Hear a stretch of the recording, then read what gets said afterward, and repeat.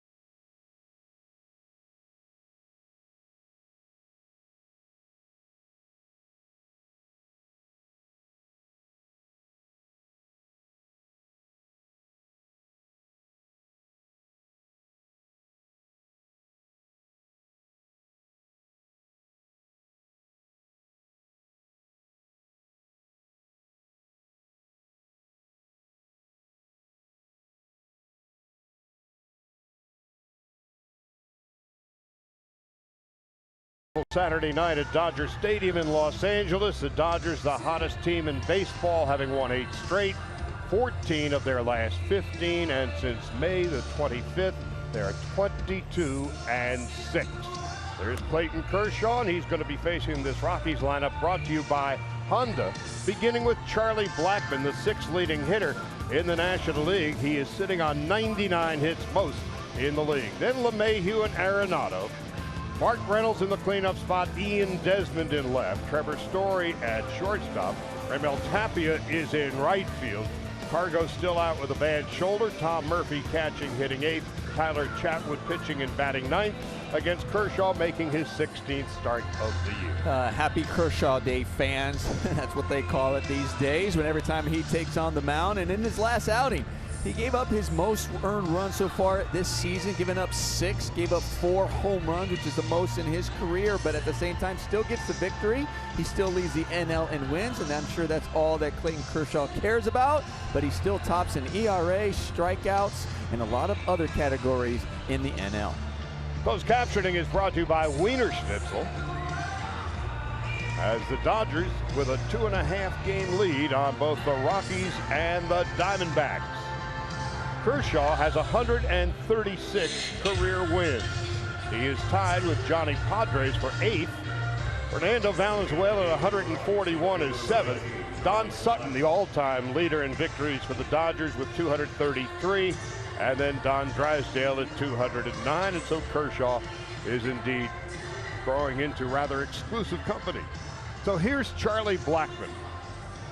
We're not quite at the halfway point of the season, but he's a legitimate MVP candidate. He's 6th in the league in hitting, 1st with 99 base hits, 2nd with 62 runs scored, and you see what he's done against left-handed pitching. So away we go. Kershaw in search of his 11th win of the year. Vargas of Kansas City won his 11th today. First pitch of the game, and Blackmon takes a strike. It's 0-1.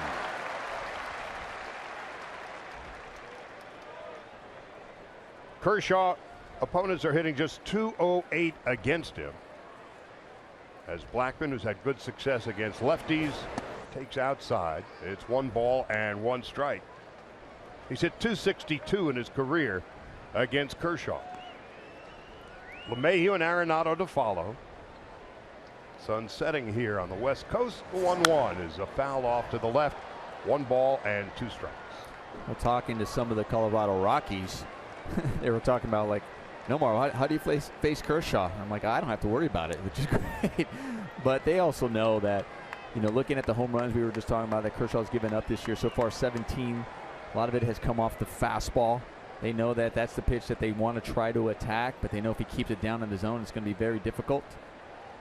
The 1-2. 2 balls and 2 strikes. And they also talked about not getting behind in Kershaw, trying to avoid that as well, because they know he has 2 to 3 put-away pitches.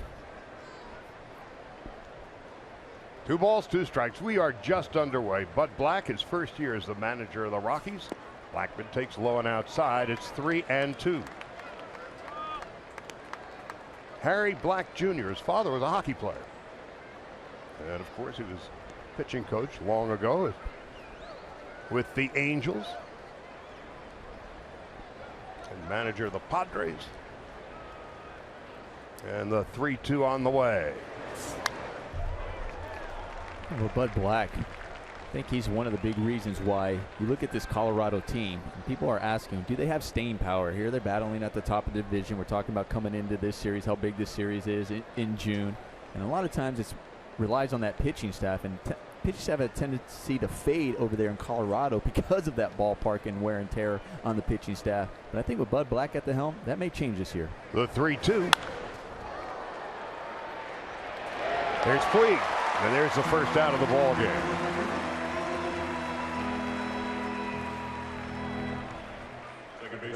Now here's DJ LeMahieu. He's 4th in the league with 91 base hits, and he has been hot. The Rockies have lost 3 in a row after winning 6 consecutive games. They've not lost 4 straight this year.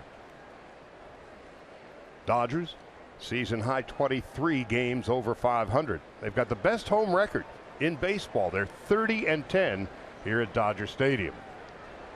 Now LeMahieu takes high and outside, 1 ball and no strikes. LeMahieu is the tallest second baseman in the game, flirting with 6'5". Here's the 1-0. Sliced foul, out of play. We were talking yesterday, Charlie. Joe Davis and I were talking about this Colorado Rockies team. You just mentioned them winning 6 in a row. How would you like to be first place in the National League for so many days, win 6 in a row, and the one you lose after winning 6 in a row, you drop out of first place? That's how close this division is. Colorado over the last 30 games, 18-12 and a liner to left. Back goes Ellinger, 1 hop off the wall, and heading to second base is LeMahieu.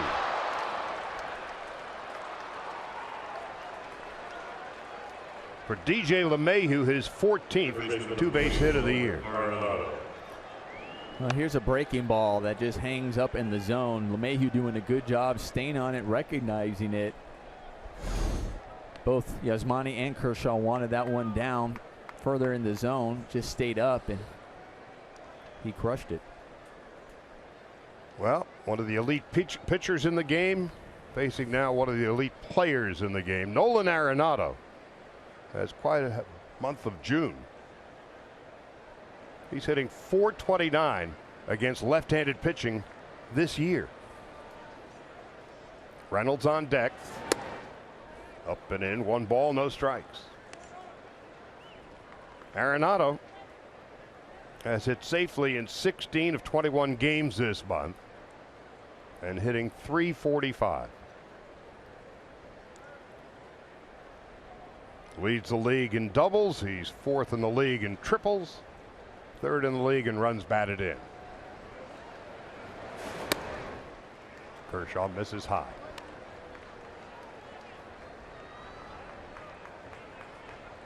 The Rockies as a team are hitting .272, second highest batting average in the league.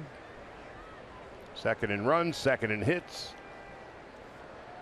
And one of the reasons has been the resurgence of Mark Reynolds this year. He's on deck. So here are the Rockies. They've won 18 of their last 30, and they've lost ground on the Dodgers, who are 23-7 over their last 30. So the Dodgers with the 2.5 game lead. Here's the 2-0, 2 balls, and 1 strike to Nolan Arenado. No, it's pretty amazing. I mean, if you're the Rockies, or if you're any team, and you look at over a course of a season, and you look at that record and what they've done, you're thinking, okay, we won't really lose any ground against the team behind us. But you also look at the D-backs as well, because they're in the hunt as well, right in the mix. Each team 2.5 behind the Dodgers. Arizona 20-10 in their last 30. The Dodgers 23-7. The Dodgers are doing it in every facet of the game, averaging about 8 runs a game during this 8-game winning streak. Here's a 2-1. 2 balls, 2 strikes. And as we mentioned in the open, last night, the final 19 Rocky hitters were retired in succession. One of the big reasons why the Dodgers are leading the majors in ERA as a staff.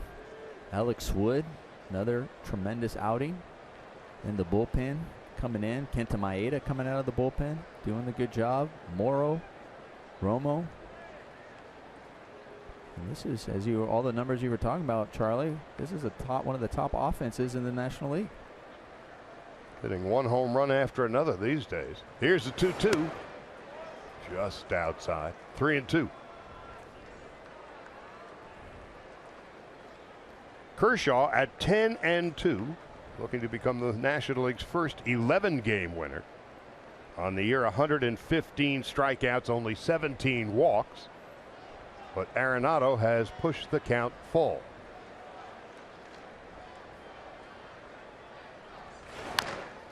We'll do it again.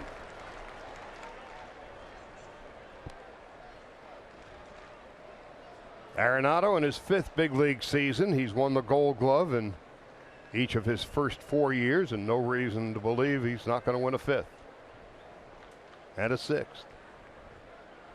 One of the game's elite talents, Nolan Arenado. Local kid.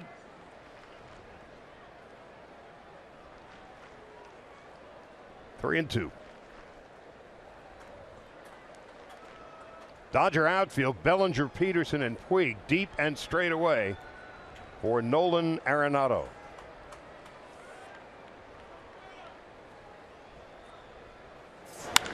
Line, one hop stab by Kike Hernandez. He's going to throw late. LeMahieu has to stay put at second base. Boy, that ball was waffled off the bat of Arenado. I'm surprised Kike really tried to still throw this ball, but I think a lot of it in his mind was thinking because how hard it was hit. I mean, that ball was scorched, but after not being able to come up with it, he was better off just holding on and instead of risking possibly throwing that ball away. Good job by Chase Utley as well, keeping that ball in front. Utley at first base tonight. Bellinger is in left. Mark Reynolds coming up. Reynolds, quite a year, 18 home runs. He's 6th in the league with 56 runs batted in. Hasn't fared especially well against lefties. Inside and low, 1 ball and no strikes. Reynolds in his career is 5 for 30 against Kershaw.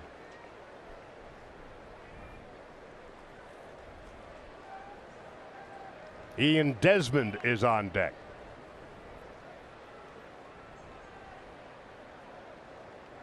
So Kershaw in a bit of a jam here in the first.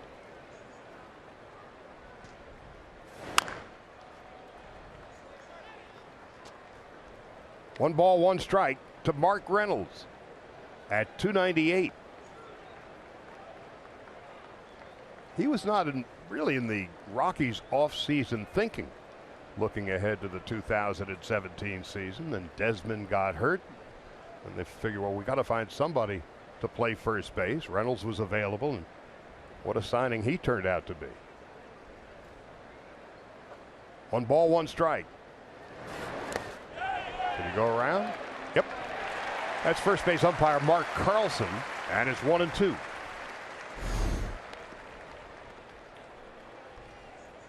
Yep. Even though that rule is so vague. But what is a swing? What is a check swing? Making an attempt. And I'd argue to every umpire, I'm always having an attempt. If I don't have that in my head, there's no way I'm going to catch up to that ball. So Reynolds, 1-2. Kershaw's 21st pitch of the inning.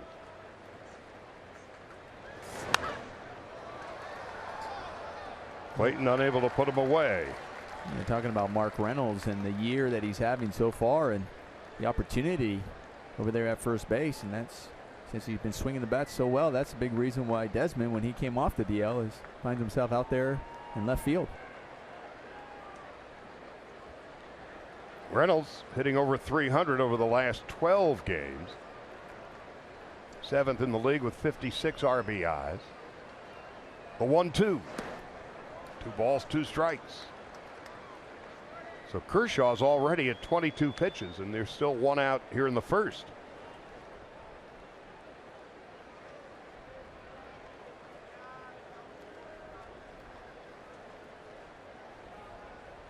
Kershaw in his last start on Monday, 6 runs and 6 hits and 6 1/3. He struck out 10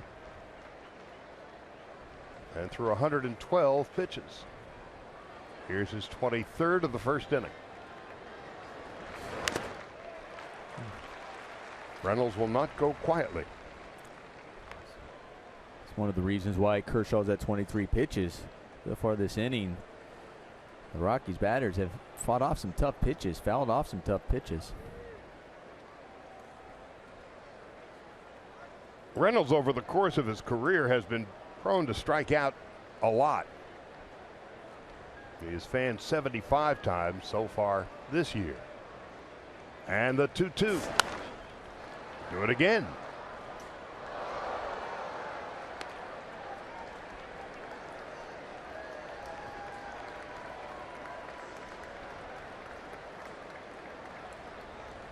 So here's Kershaw with LeMahieu, who doubled over the head of Bellinger in left. Arenado the infield hit. 2 balls, 2 strikes, 1 out. Pitch 25. Now the count is full.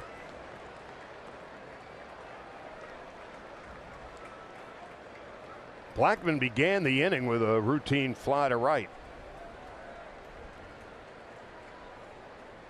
And Reynolds, who in 2009 in Arizona struck out 223 times. 3-2. Runners stay put, and Reynolds takes a walk, and the bases are loaded. That was a really good at-bat by Mark Reynolds. And he fought off a breaking ball, a fastball, a couple of fastballs, worked the count to 3-2. And laying off that pitch. One thing about Clayton Kershaw, even he finds himself in a jam like this, bases loaded. You know he has the ability to strike the batter out, but he also has the ability to get that ground ball and that possible double play to help himself out. Ian Desmond in his career is just 4 for 32 against Kershaw. 5 home runs, 25 runs batted in on the season.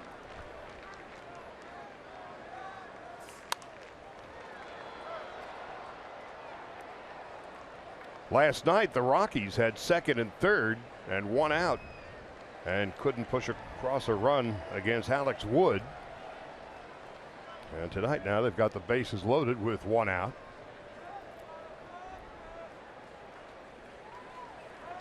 Wood is now 8-0. On 0-1. It's now no balls and 2 strikes. Trevor Story is on deck.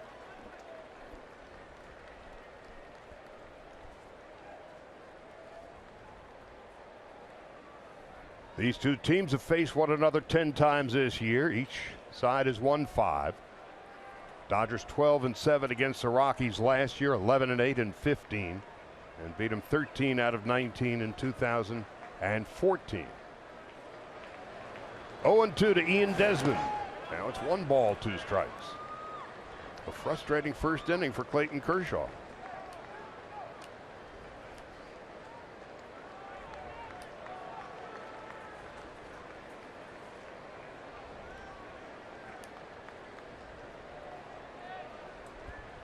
Desmond's hitting .400 with runners in scoring position. Has 18 hits.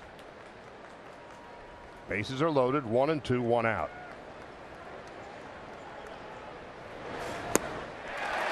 Well, that's a much-needed strikeout for Kershaw, his first of the game. 2 out. It'll bring up Trevor Story.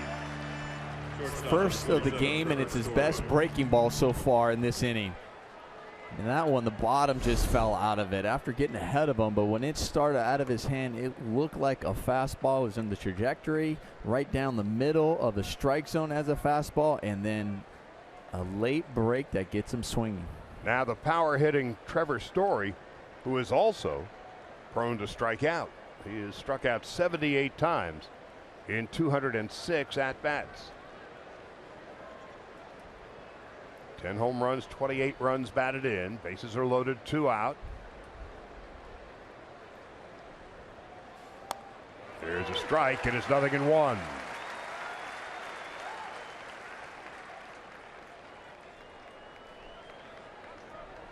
Kershaw trying to wriggle out of this nasty piece of business here in the first inning. Raimel Tapia is on deck. 0-1, 2 gone. 0-2.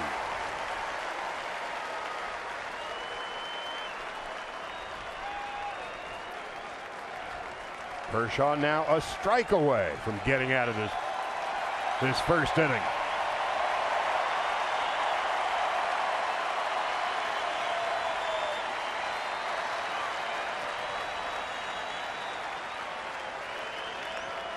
Some Saturday night drama here at Dodger Stadium. Bases are loaded, 2 out, 0-2 to Trevor Story.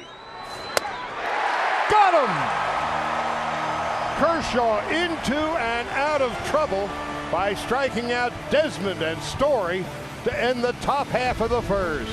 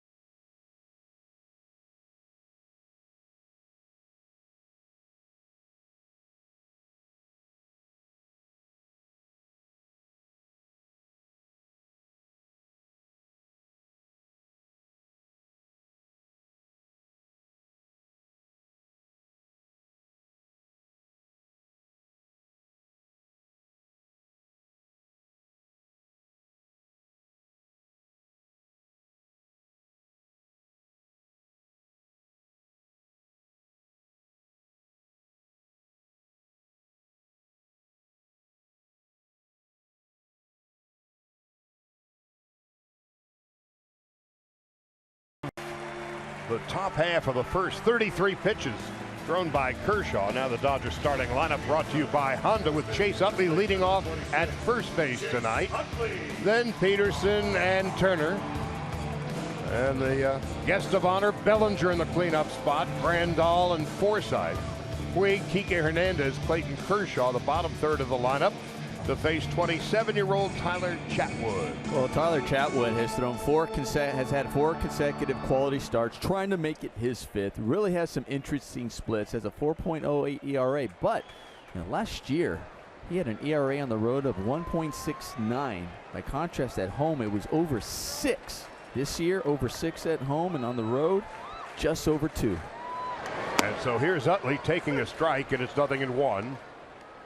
Chase at 231 with 4 home runs and 20 runs batted in. He's had some success against Chatwood. Chase in his last 25 games hitting .271. He takes a strike, and it's 0-2. Utley got off to a miserable start. For the longest time, he was hitting around 100. But he's turned things around. Leading it off on 0-2. 1 ball and 2 strikes. Chatwood from Redlands. It's about a 60-65 mile journey from here to there. How long does it take? What time of day? We were talking about, I think he started driving yesterday and then got here in time for his start. What traffic. Peterson on deck, Turner to follow. And Utley rolls it foul up the first base line. For Tyler Chatwood, this is his 16th start. Opponents are hitting just .232 against him.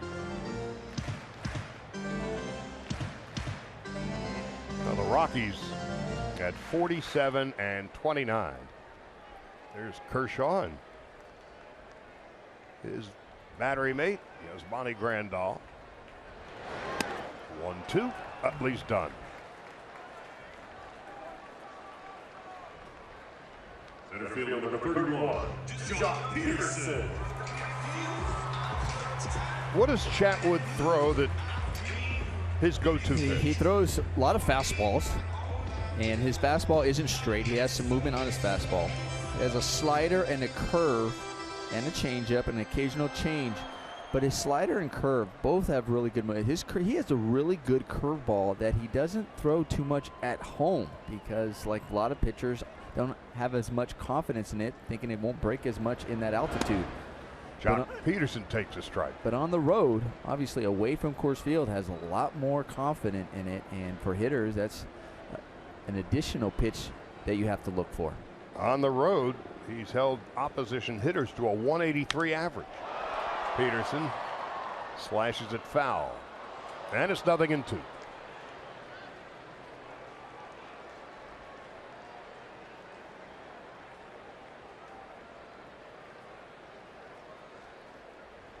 It's imperative for these two teams to score first. They're 1-2 in the major leagues in record when scoring first. Chatwood on 0-2. Line foul to the left. The Dodgers have the best record at 34-7 when scoring first. The Rockies are 36-8 when they score first. Dodger winning percentage slightly higher. Here's the 0-2. Peterson takes inside. 1 ball, 2 strikes.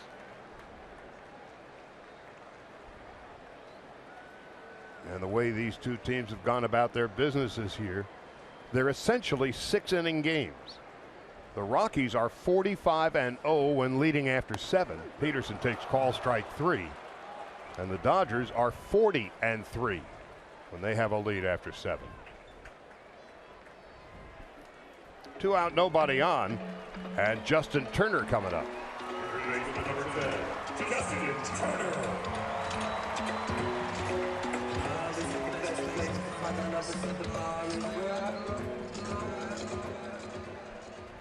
Turner's stay on the disabled list was really nothing more than an inconvenience. He was hitting .379 and leading the league when he went down with the hamstring. He's hitting .392 now. He has a hit in 16 of his last 17 games, during which time he's hitting .469.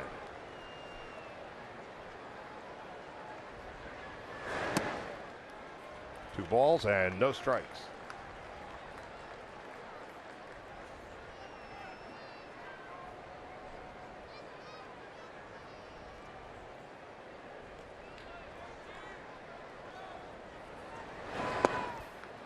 Now it's 3-0 to Justin Turner.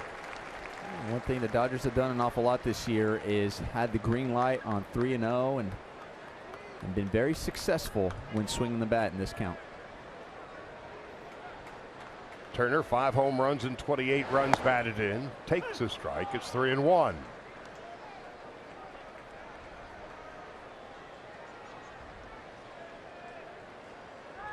With Bellinger next, Chatwood delivers. Ball 4.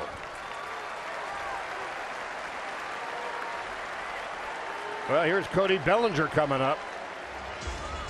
Number 35, Cody Bellinger. On top of all the home runs and RBIs, Bellinger's got a 9-game hitting streak.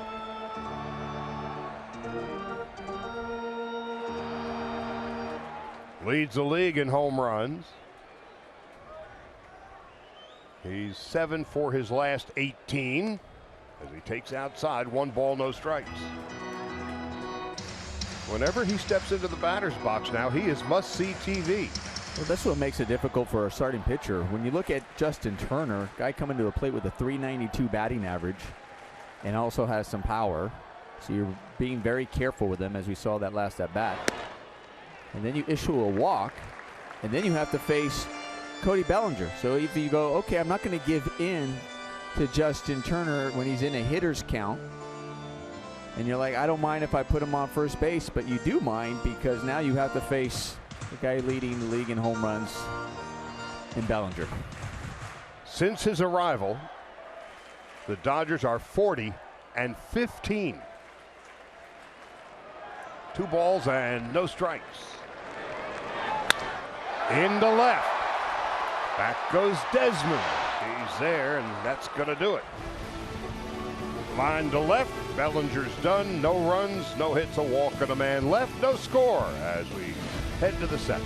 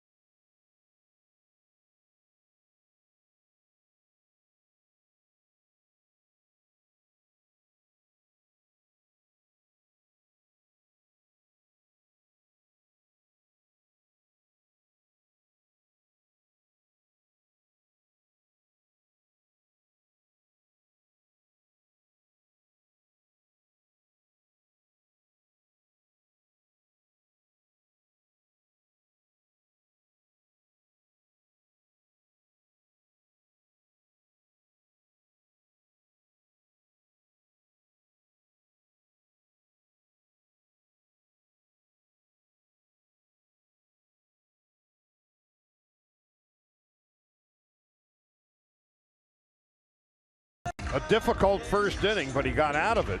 The bases were loaded with one out, but he would strike out Desmond and Story, and that would be the end of the story for the first inning. But most disconcerting for Kershaw in the first inning, he threw 33 pitches, and 10 were foul balls. Couldn't finish them off. Let's see what he does here in the second with Raimel Tapia leading it off. Speedy right fielder. Cargo out with a bad shoulder. As Tapia swings and misses, 0-1. Tapia 0 for 3 last night. Got a board on a force out, would come around to score the Rockies' only run. Boy, he can run. Here's the 0-1. That'll slow him up a little bit. There's nothing you can do except hope the pain goes away. And it doesn't. It's one of those where it's you feel it. You're like, okay, I'm starting to feel my foot a little bit. Then I start walking around. Then I feel it again. It starts to throb. You still have a little bit of adrenaline in you that helps a little. And then later on, you get back in the dugout. You sit down. You don't want to look at it. You don't want to take your shoe off. And after the shower, you don't want to put your shoe on. And there's nothing worse than when you got a road trip, you have to get on an airplane. Yeah, the pressure in the plane feels great. It's funnier now than it was about 10 or 15 years ago, isn't it? Laugh that. I'm not dialing them off my shin anymore. Murphy on deck. Kershaw on 0-2. And we'll do it again. So Kershaw with 2 strikeouts in the first inning. Now at 117 on the year. He has walked 18.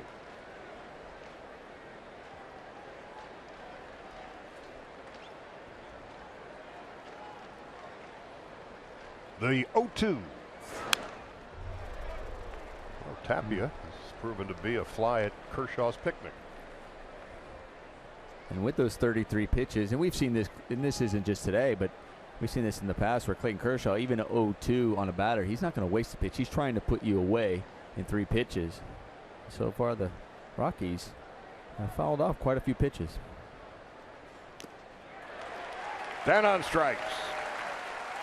3 strikeouts in a row for Kershaw. That's the first out of the second. Well, in that last inning, we talked about Clayton Kershaw finding a good put-away pitch breaking ball against both Desmond and Story. Found that put-away pitch when he needed it, especially with the bases loaded. And had a good one there against Tapia. Tom Murphy with a double last night. Drove in the Rockies' only run of the game. Swings and misses, 0-1. Began the year on the DL. Broken hand. Thrown down to second base. His hand collided with a bat. Guess which one?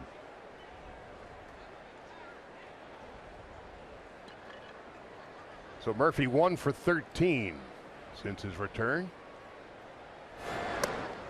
Outside, 1 ball, 1 strike.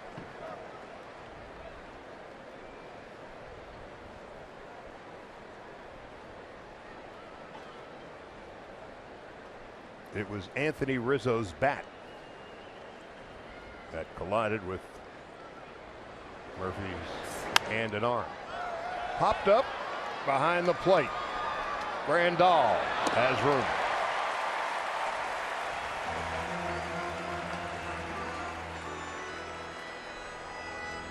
So 2 out, 4 in a row now retired by Kershaw.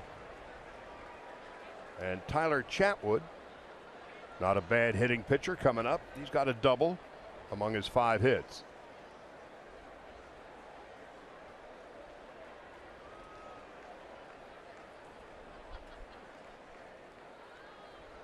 Scoreless in the top of the second. A strike at 92, and it's 0-1. Chatwood, a second-round pick of the Angels back in 2008. He pops it down the right field line. Utley makes a very difficult play. Nothing across. 5 in a row retired by Kershaw.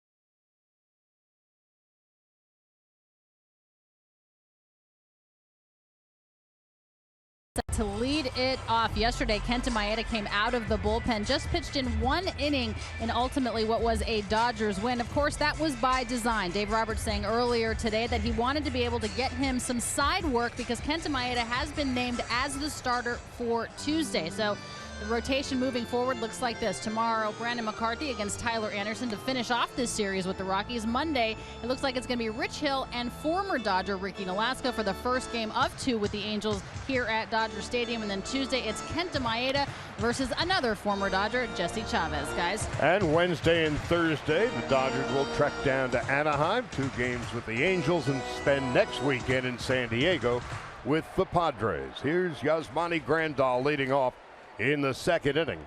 Grandal, night off the last couple of games, as Austin Barnes filled in admirably. Grandal at 268. Forsythe on deck and Puig to follow. Scoreless as we begin the bottom half of the 2nd inning. 0-1.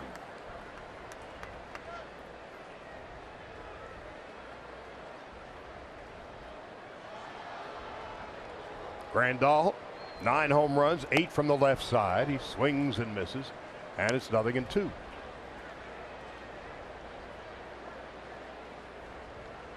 They're in the top of the 3rd in Arizona. The Diamondbacks have a 1-0 lead over the Phillies, who surprised the D-backs last night.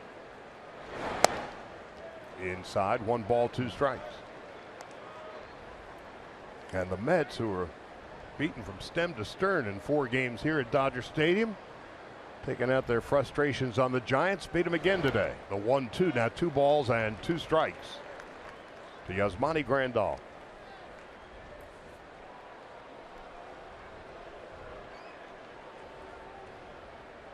The Giants are now 27-50.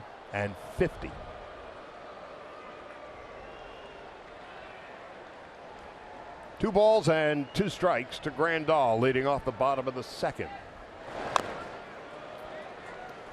Talking about this division, we're going into this division. You talk about the Dodgers. You knew the Dodgers were going to be competing for the division. Thought it was going to be very similar to last year, where they're going to be competing against the Giants. And then there you find themselves right now competing against these Colorado Rockies, Arizona D-backs. With 2-2, call strike 3. Grandal's done. And for Chatwood, his 3rd strikeout of the game. This division has taken on a different look so far in this nearly half of season. And Bud Black has to be pretty proud of the way his Rockies have been playing so far. Obviously wanted to stay in first. The Dodgers have been so hot, but at the same time, guarantee you coming into the season, if you told him, hey, you're right there in the hunt, you're only 2.5 games behind or had first place for all of those days, he'd take it. Last year, the Rockies, the highest they were was 3 games over 500 all season. And that was the 3rd week of April. Now Colorado at 47 and 29, and Arenado their leader, and Mark Reynolds having a great year. 0-1 Forsythe. 1 ball, 1 strike. The Diamondbacks last year were 1 game over 500 for 1 day. And so now you've got the Diamondbacks and the Rockies. And then somewhere down in the coal mine are the Padres and the Giants. Here's the 1-1. Forsythe takes high, 2-1.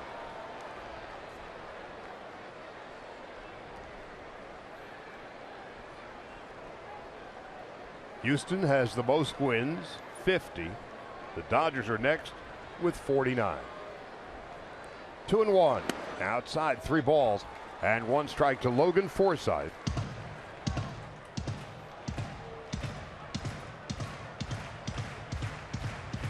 Forsythe took the collar last night, had a sac fly. We're scoreless with 1 out in the bottom of the 2nd. Now 3-2.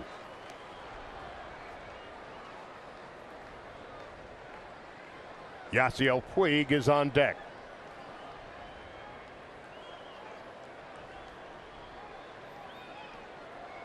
Forsythe, couple of home runs. Takes a walk. 2nd walk given up by Chatwood. And here comes Puig.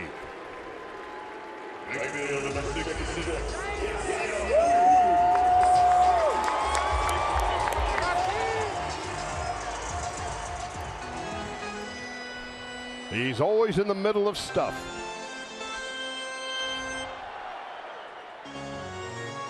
And in the last 2 weeks, 5 home runs and 10 runs batted in. Bellinger 22 home runs. Puig has 14.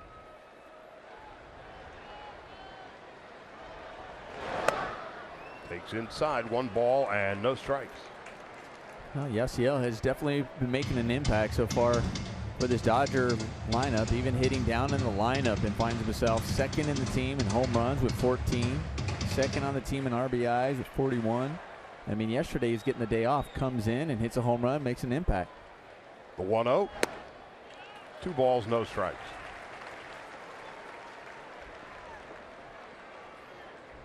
There may be other outfielders as good as Yasiel Puig, but there are none better. The arm, his ability to cover ground. Here's the 2-0. It's inside. 3 balls and no strikes. Last night, courtesy of Carlscam.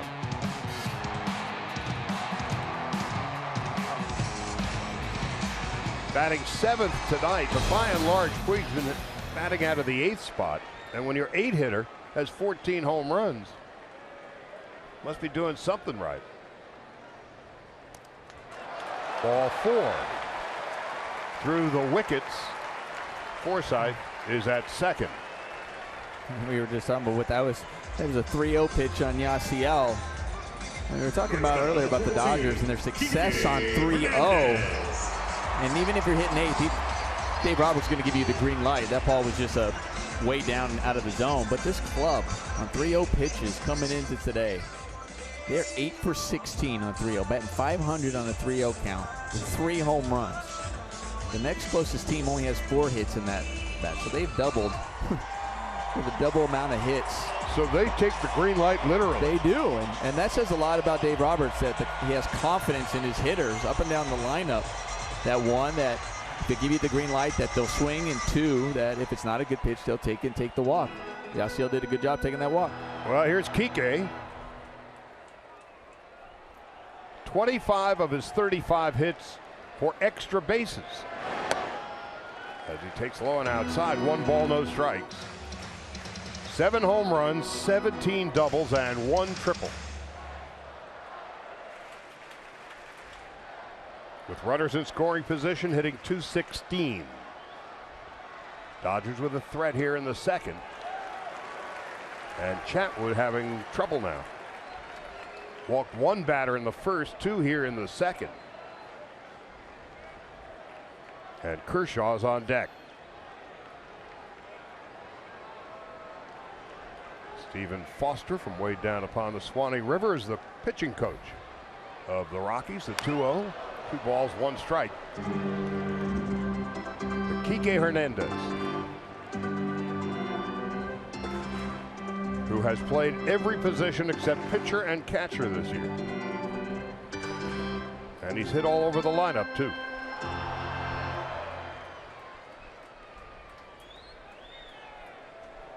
Tonight, he's at shortstop with Seager on the shelf. The 2-1. Now 3-1. So Chatwood has dug himself a mighty deep hole.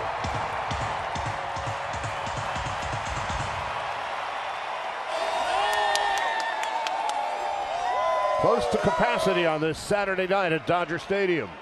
3-1 to Kike Hernandez. Into left field for a base hit. Forsythe rounding third. He's on his way home and he's going to make it. Hernandez an RBI single to left, and the Dodgers take a 1-0 lead.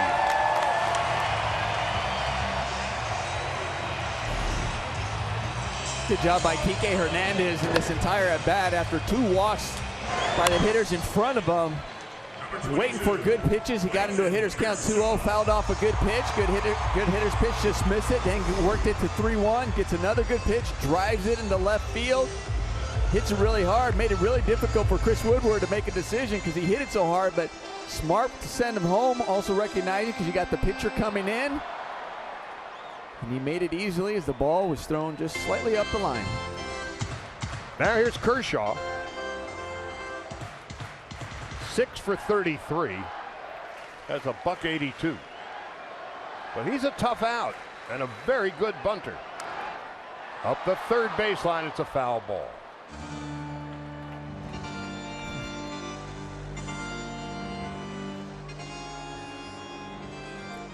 The Dodgers fortunate that that ball went foul.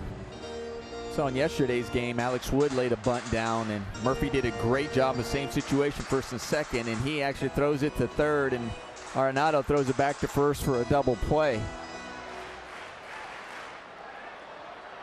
Kershaw with 4 sacrifice bunts this year. Now Arenado and Story getting on the same page with Chatwood.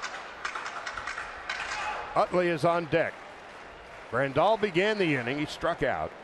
Then back-to-back walks to Forsythe and Puig, an RBI single for Kike Hernandez. Puig leading from second. Hernandez from first. Kershaw squares and bunts it in the air, and Arenado makes an easy play of it.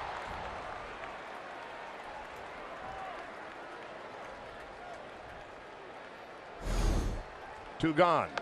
Number 26, Chase Utley. We know what a competitor Clayton Kershaw is, and he takes pride obviously when he's on the mound, but he takes pride when he's hitting. Pride that he's going to get the job done and help his team out in one way. And he is frustrated with himself. The key is not to take that frustration out to the mound. 2 out, and Utley coming up. Chase struck out swinging in his first at-bat. So the Dodgers with the early 1-0 lead. Hernandez with his 23rd run batted in. Utley to first. Easy play for Reynolds, and that's that. But 2 walks given up by Chatwood come back to bite him. Kike with the RBI.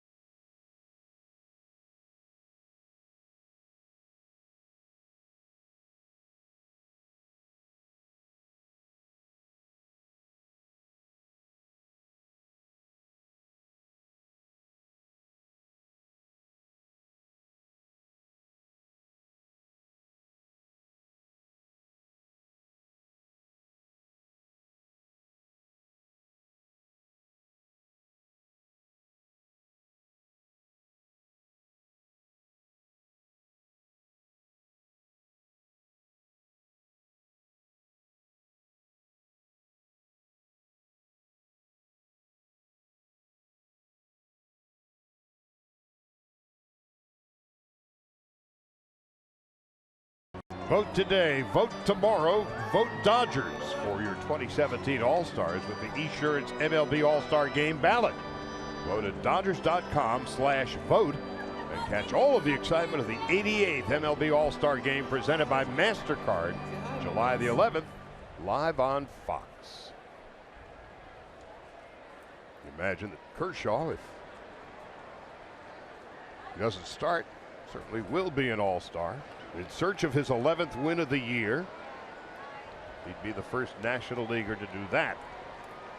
He'll be facing Charlie Blackmon, who flied to right in his first at-bat. And Blackmon takes a strike, 0-1. Blackmon certainly having an All-Star caliber season. Second in the league in runs scored, sitting on 99 base hits. 1 ball and 1 strike. LeMahieu on deck, and then Nolan Arenado. Gentle breeze left to right, 73 degrees on this Saturday night in Southern California. The 1-1. To the left, slicing into the stands and out of play, and it's 1-2.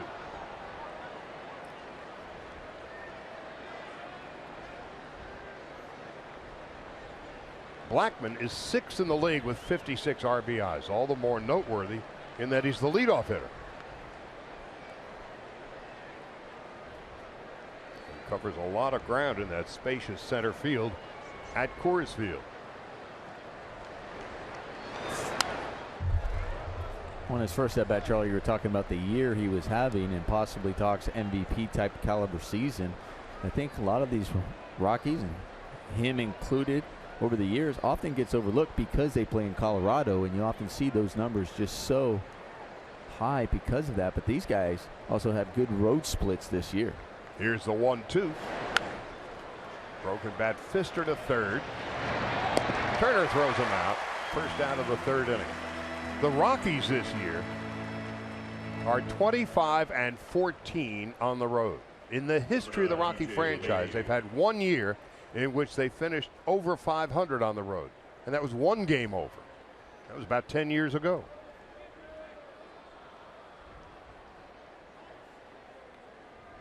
One out, and here's LeMahieu.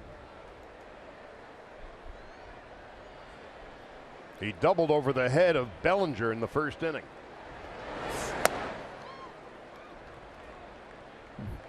Kershaw not believing that call.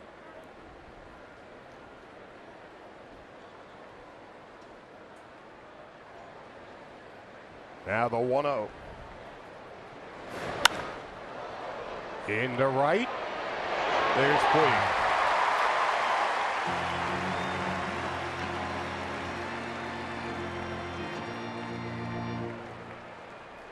That ball was hit really hard. Yasiel did a good job going back on it. You know, for Clayton Kershaw. He was unhappy with the pitch before, but that's all right. Comes back, gets the fly ball, utilizing the defense, trying to be efficient, especially after that 1st inning where he threw over 30 pitches. 33 in the 1st, 9 in the 2nd, and 7 here in the 3rd with 2 out and nobody on. Arenado, a base hit in his first at bat. Low and outside. Arenado hitting precisely 300. 15 home runs, 3rd in the league with 59 runs batted in. 2-0. When you talk about the best all-around players in the game, you have to include Arenado.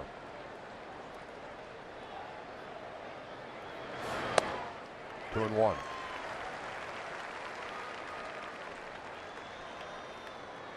And here is one of the great pitchers in the game, if not the greatest. So 2 of the elite stars facing one another. Kershaw and Arenado on 2 and 1. Slice to right, and Puig makes the play. No runs, no hits, no errors, and nobody left. Kershaw, after a tough beginning, has retired 8 straight.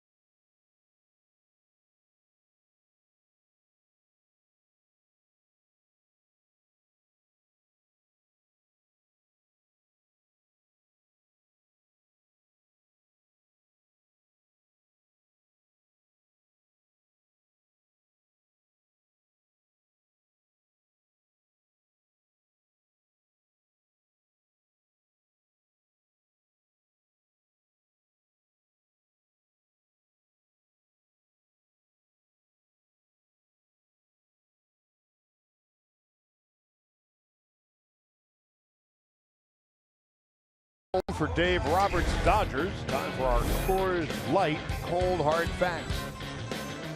Best record in baseball at home this year, Diamondbacks. Then the Yankees, Red Sox, and Mariners. But the Dodgers at 30-10. Then you throw into the mix 19-6 on the road. That is why they are now 23 games over 500. Jock Peterson on the first pitch of the third. Leaves the building. For the Dodgers now, 1 home run in 16 consecutive games. 35 home runs in the last 13 games plus. Dodgers 2, Rockies nothing. Oh, we're going to have a look at the Audi pitch cast and see where this ball was. It was down the middle, and Jock Peterson knew it. Does not miss, a mistake by Chatwood, and he capitalizes. He takes it back up the middle to center field. Drives it over the center field wall. His 6th home run of the year. Now Turner takes low and outside. 1 ball, no strikes. We were talking about the success this Dodger lineup has had on 3-0 pitches. Well, they're leading the majors in hitting the first pitch as well. Coming into this game batting .404 on the first pitch, and they just added to that number. Justin Turner takes outside. The Peterson home run traveled 421 feet. Now when you were playing, and I remember talking to you when you were playing about your firm position on swinging at the first pitch, and people used to look at you like, what? But that was your position then, it is now, and why is it so advantageous for a hitter? Well, you got to be ready when you step in the box. Look at the average right now. I mean, the Dodgers average, as I mentioned, is over 400 on the first pitch. And even when I was playing, it was so funny, because I remember we got called in, and one of our managers was talking about, swinging at the first pitch, how guys should take more, work the count. And the league average on the first pitch was 333. And I guarantee if you look over probably the 15 years, it's been well over 300. Some guys are going, so you're telling me I'm a career 270 hitter and I'm better on the first pitch, and you're telling me still to take it? So then why are pitchers throwing first pitch strikes? Because they want to get ahead of the hitter. That's what, if you ask any pitcher. Now Bellinger swings and misses, nothing in 1. All the best hitters. If you ask Clayton Kershaw, what are you trying to do? I'm trying to get at a hitter. I want to get 0-1 because it's advantageous to a pitcher when they're 0-1. 0-1, they became, statistically, they're off the charts. So if they're trying to do that, you as a hitter, just be ready. Bellinger flied to left in his first at-bat. It's 1-1. That's one thing that always seems to surprise me is in this age of statistics, analytics, which are fine, which is great information, and they're talking about, working the count and things of that nature. Well, that number always, over the years, I've always checked it. It's well over 300 in the first pitch, yet they seem to ignore that number. 1-1 to Bellinger. 1-2. You, as I recall, 15, 20 years ago, you were an outlier. You were one of those who said, I'm going to do this, and people used to question you all the time about. And then I'd show them the 400 average I had on the first pitch to 450. A 1-2 inside, 2 balls, 2 strikes. I said, you can argue all you want. So there it is. But you went against convention at a time when the whole idea was to work the count. Well, now it's so funny as that's been, we've seen offense kind of go down. Now it's creeping back up in baseball when it was down and it was all about the pitchers. You look at guys like Mike Trout winning MVPs. The difference he's saying, I was attacking the first pitch more. The 2-2 to Bellinger. To center. Drifting back is Blackman.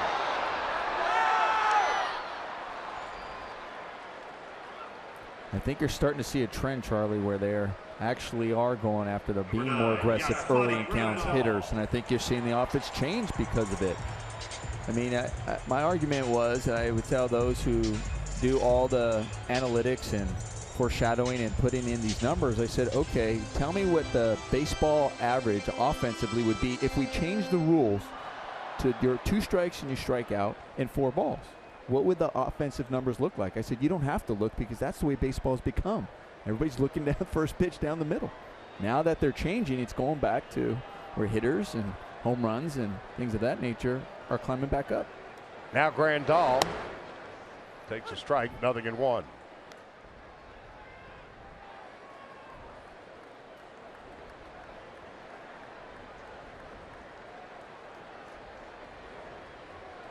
No balls, a strike, in and out.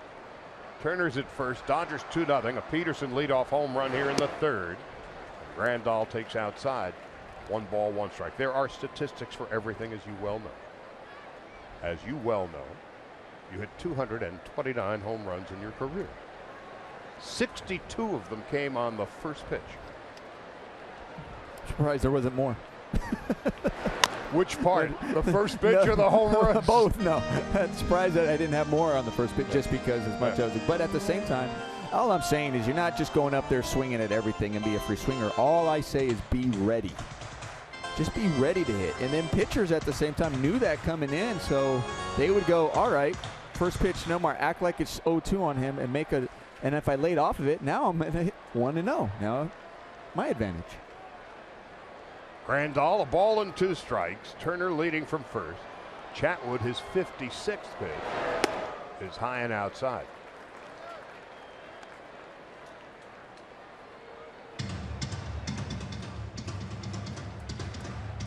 Logan Forsythe on deck.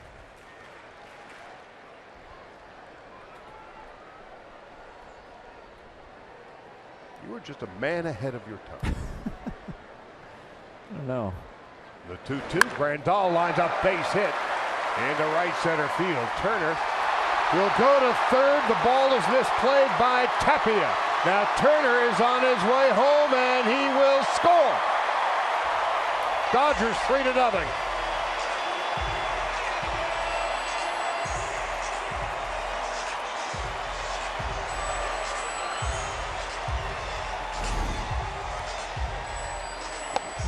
Yasmani Grandal keeping the head down on that pitch, going away from him, staying on it, and then just misplayed out there by Tapia. It was a misplay, and lucky for the Dodgers because they get a run out of it. But as that was happening, I'm actually watching Justin Turner. Let's not forget he's coming off a hamstring injury, and he's scoring all the way from first. Now Forsythe takes a strike. It's 0-1. And of course, Corey Seager sidelined with a hamstring. From a cramp to a strain. Either way, he's going to be out, they say, 4 or 5 days. And a fly ball to right. Here's Tapia. Grandal not going anywhere. And that's a second out. So it's a single for Grandal, no RBI. And the Dodgers with 2. They're in the bottom of the third. Next couple of minutes as you take a look at the sky overhead, heavenly shades of night are falling. It's twilight time. That can be an iffy proposition for defenders tracking fly balls. You have your outfielders yelling at your infielders to point at the ball when the ball's up in the air. And now here's Puig, who walked in his first at-bat. Dodgers 3 runs and 3 hits. Rockies no runs, 2 hits, and an error. Chatwood has walked 4, and 2 of them have come around to score. 1 ball, no strikes to Yasiel Puig.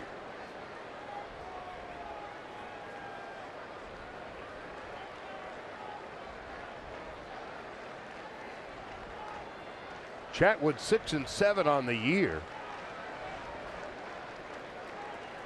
But a .241 earned run average on the road. Well, he's down 3 now.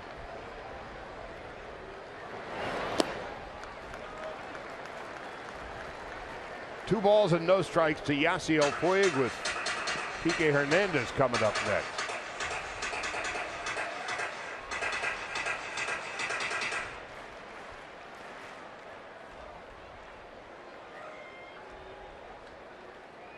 Puig with his 14th home run of the season last night. And it's 2-1.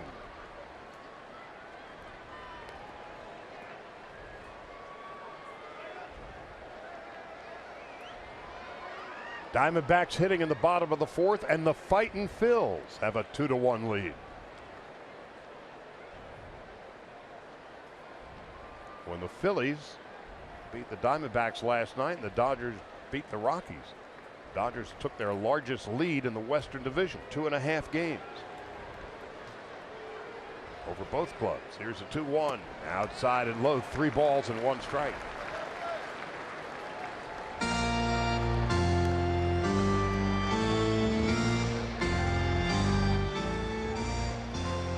So Bud Black's club has lost 3 in a row after winning 6 straight. They have not endured a 4-game losing streak to this point in the season. Grandal and that second base. 3-1, 2 out.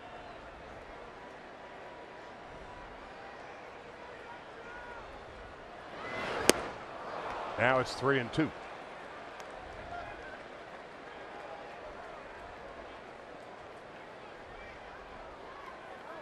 Puig at 246.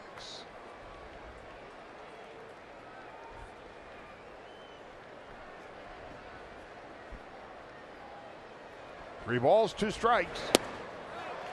Low and outside, ball 4. Second time Puig has walked.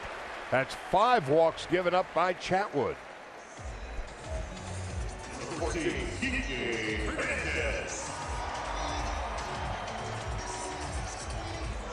Hernandez an RBI single to left in his first at-bat. And here is the second meeting with pitching coach Steve Foster and Tyler Chatwood.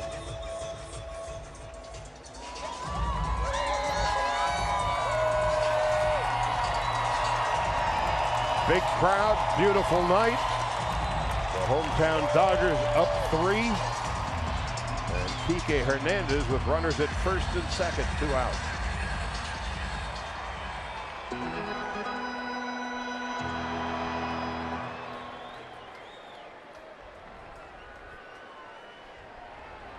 Grandal and Puig the runners with 2 gone.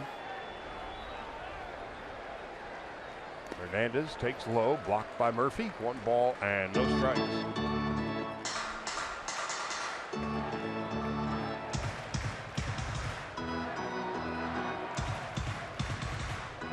Hernandez runners in scoring position this year. 8 for 37, that's 216. Sitting on 7 home runs, which is equaling a career high. Rolls it foul, 1-1.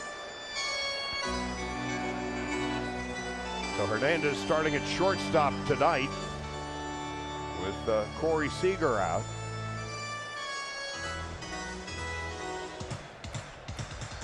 They're hoping 4 or 5 days for Seager in the hamstring, but subject to change without notice. Here's a 1-1. Breaking ball for a strike, 1-2.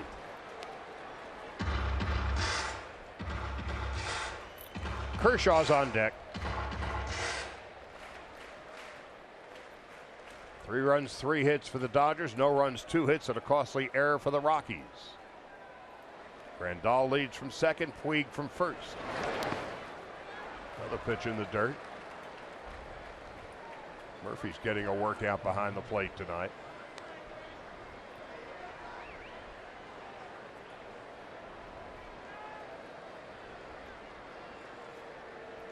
The Dodgers just aren't hot this week. They've won 8 in a row, 14 of 15. And over the last month, they're 22-6. Inside, 3-2. That 22-6 mark is the best in baseball. Kike doing a good job here, getting the count to 3-2. He's able to get a ball in the gap, able to possibly score Yasiel from first base as they'll be off and running. Full count, 2 out.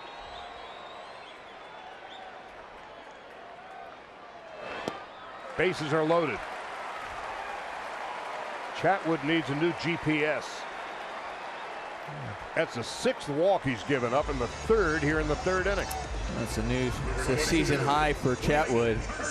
Previously, he did that back in May. He had a season high of 5 base on balls. And he threw 5 innings in that game. So here he is already in his 6th in 3 innings.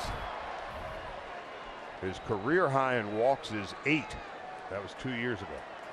So now here's Kershaw with the bases loaded. Taking inside, 1 ball, no strikes. The Rocky bullpen for the moment remains quiet. 4 walks here. Correction, 3 walks here in the 3rd. And it's low, 2-0.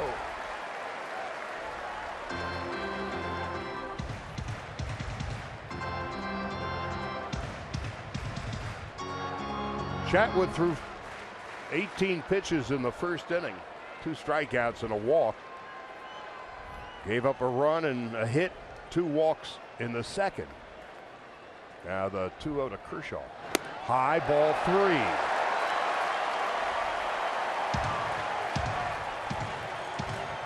And 3 walks. 2 runs in here in the bottom of the 3rd. And Chris Russin is quickly going to work. Kershaw takes a walk, and the Dodgers take a 4-0 lead.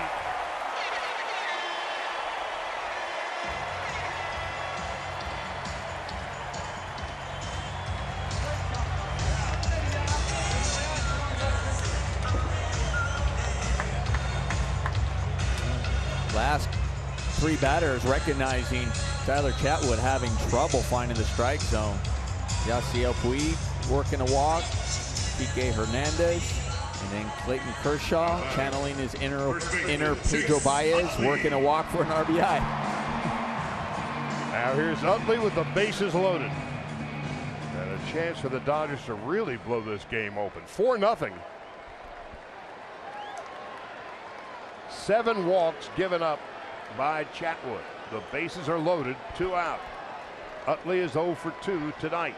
Outfield deep and straight away. Utley takes high and away. 1 ball, no strikes.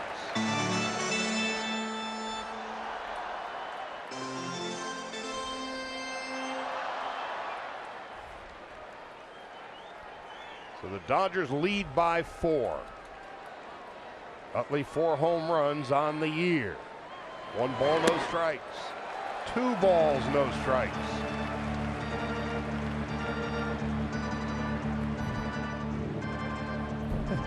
I tell you, as a hitter, you know, okay, I'm taking. You know you're supposed to, but you're also in the back of your mind going, I'm in a hitter's count. You know he can't. Is he going to miss that much? If he grooves when I want to swing, its bases are loaded. Utley takes all the way. It's a strike, 2-1. Said, you know what there's a difference between you know what you're supposed to do and what you really want to do. And sometimes they're simply not in sync. Puig, Hernandez, Kershaw, the base runners. 2-1 to Utley. Takes a strike, it's 2-2.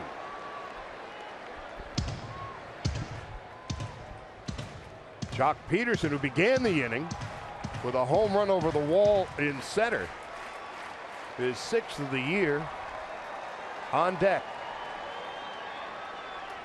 This is going to be the 80th pitch for Chatwood.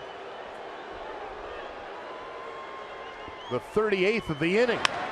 Up the middle, slowly hit. LeMahieu from the knee. Got him by a half a step. And that will end the inning. Jock Peterson began the inning with quite a blast. Over the wall to straightaway center. 421 feet. The Dodgers lead 4-0 after 3.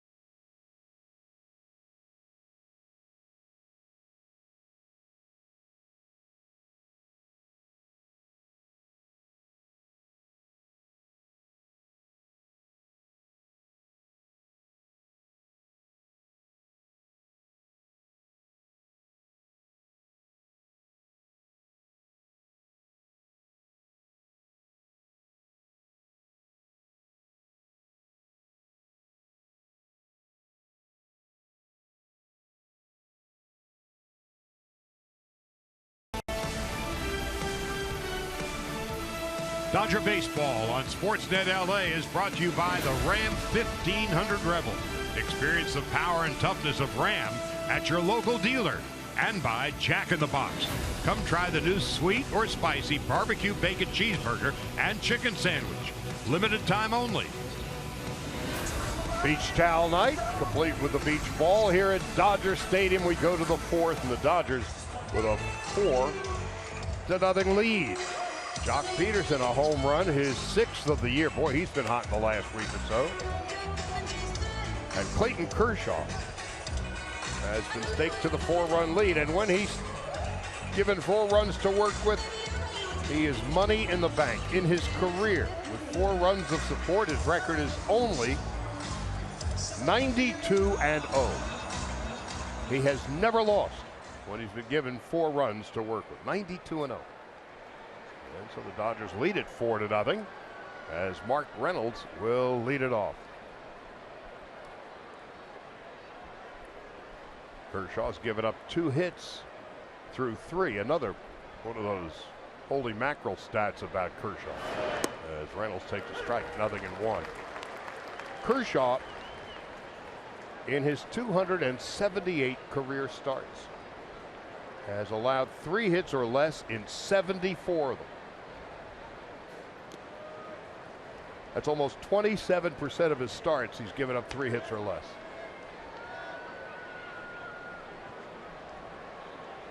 So, few hits, few runs, and he can work some magic. Charlie, he's good. Speed, Captain Obvious.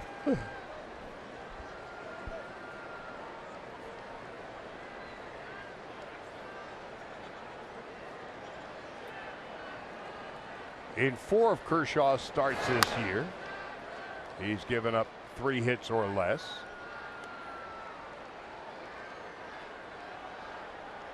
That's just 25%. He's done better than that over the course of his career. 2-2 to Reynolds with Desmond on deck and Story to follow. Here's the 2-2.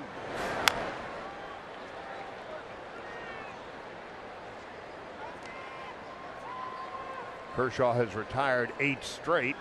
Reynolds walked in his first plate appearance against Clayton.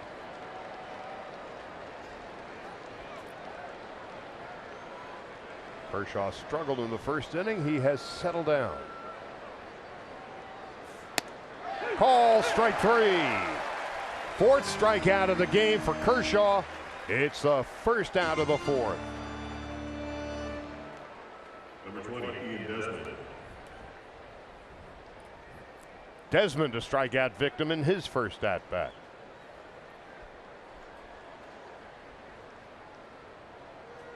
Bottom of the 5th in Phoenix. The Phillies and the Diamondbacks are tied at 2.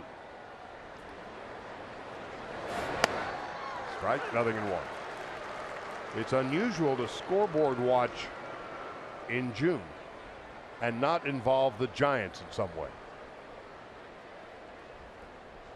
There's the 0-1. Foul back, 0-2. There's scoreboard watching. And the Mets beat the Giants again.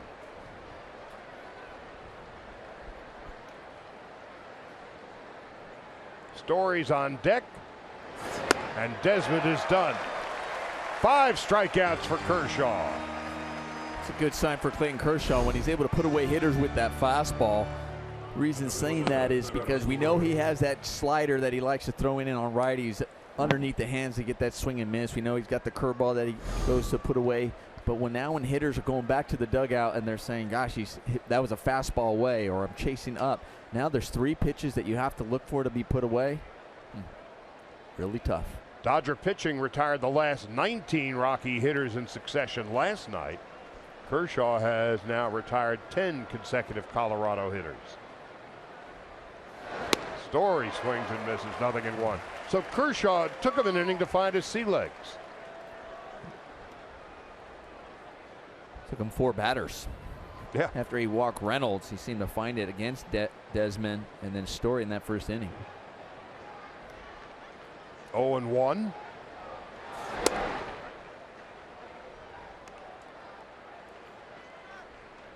Kershaw threw 33 pitches in the first inning.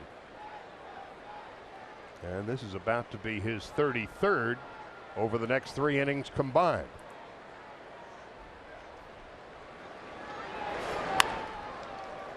One ball and 2 strikes to Trevor Story.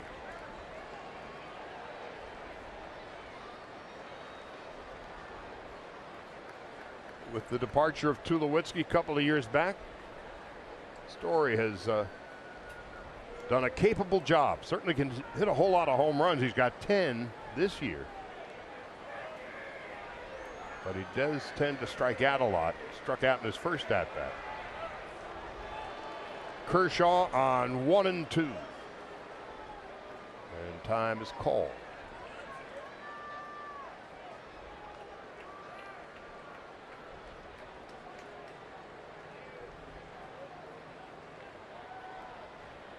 One ball, 2 strikes. The pitch to Story. And we'll do it again.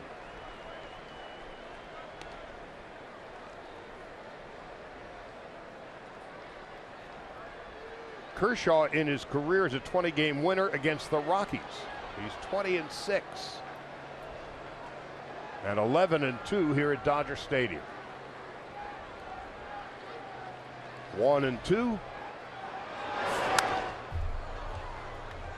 Story gets to see another pitch.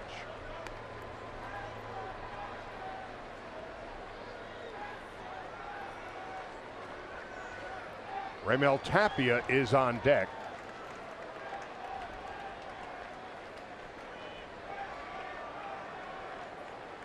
Tapia filling in for Carlos Gonzalez, out with a bad shoulder.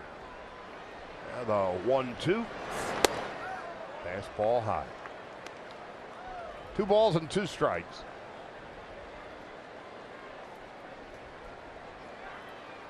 Dodgers and Rockies will wrap it up tomorrow. Tyler Anderson and Brandon McCarthy. There's Cargo talking with Nolan Arenado, and there's McCarthy.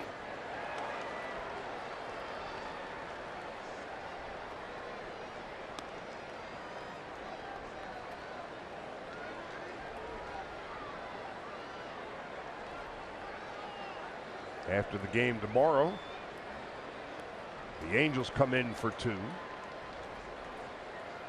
Wednesday and Thursday, the Dodgers head south to Anaheim for 2 with the Angels down there. Next weekend in San Diego with the Padres. 2 balls, 2 strikes.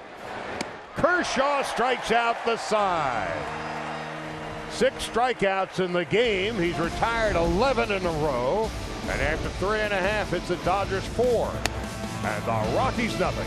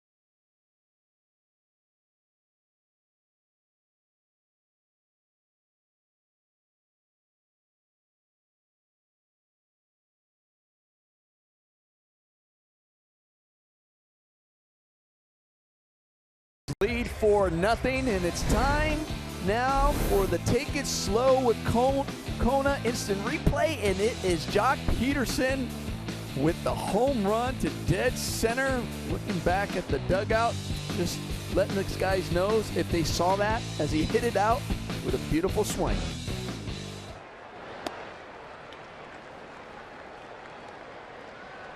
How could they miss it?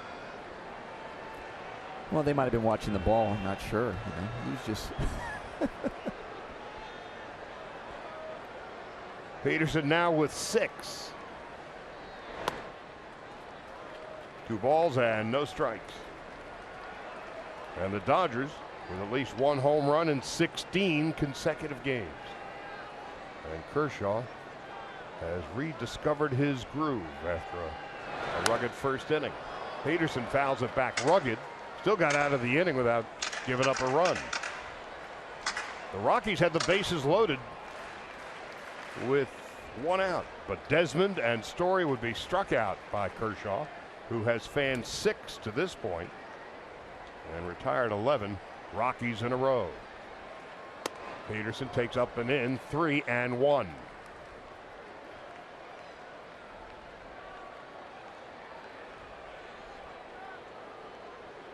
Turner on deck and Bellinger to follow.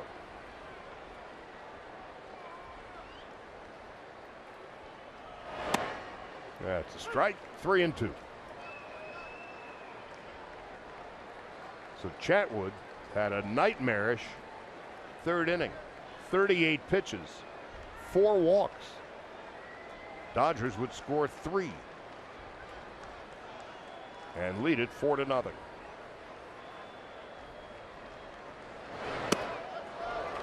Another walk for Chatwood, his 8th. That equals a career high.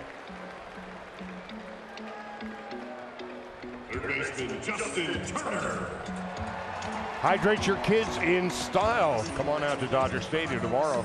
Rockies are in town at 1:10. The first 12,000 kids 14 and under will receive a thirst-quenching Dodger water bottle presented by Spectrum. For tickets, visit Dodgers.com/promotions. Now Turner, who's walked twice tonight and scored a run. Dodgers 4-0, and Kershaw is in cruise control. Quick toss to first base. Peterson, 1 stolen base in 4 tries this year.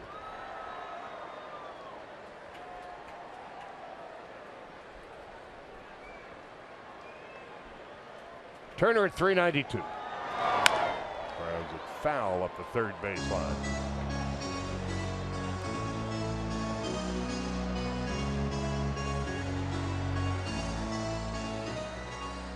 Turner can go 1 for 3 and see his batting average go down. That's tough. Well, you were there. It's funny because, yeah, 1 for 3, and guys are going, man, it's a good day. 1 for 3, maybe work the walk. Like, yeah, goes down. The way Turner's swinging, and the feeling is when you're locked in the way he's been so far this year, I'm sure he feels like he should have more than 1 hit every single time, every day. And it seems like he's had. Yeah, he had 3 yesterday. Pops this one up, left side. Here's Arenado. And there is the first out of the 4th. Left fielder Cody Bellinger.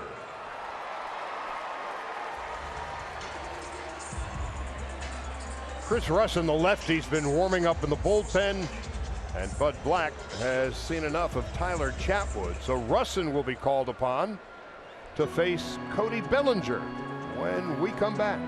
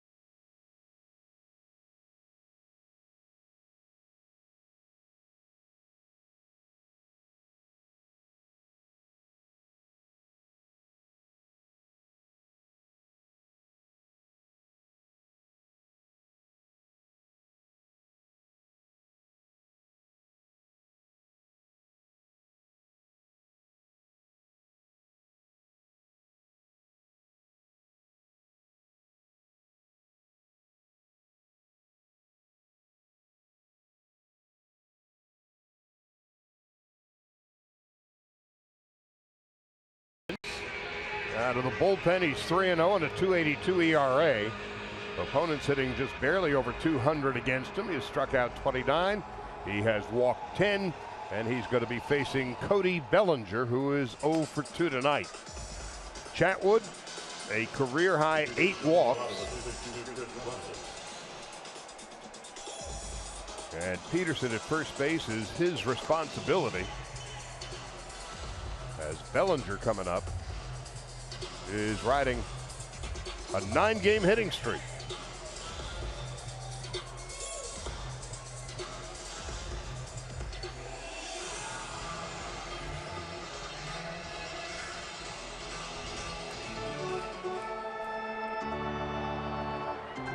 Bellinger hitting .269 against lefties.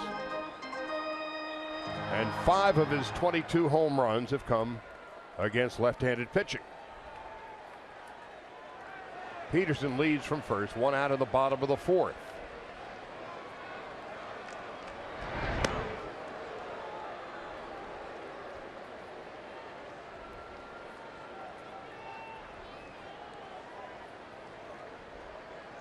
The Dodgers are 40-15 since Bellinger introduced himself to the major league.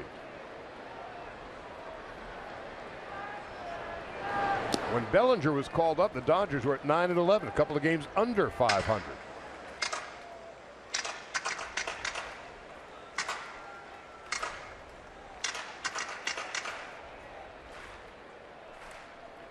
So it's his 56th game.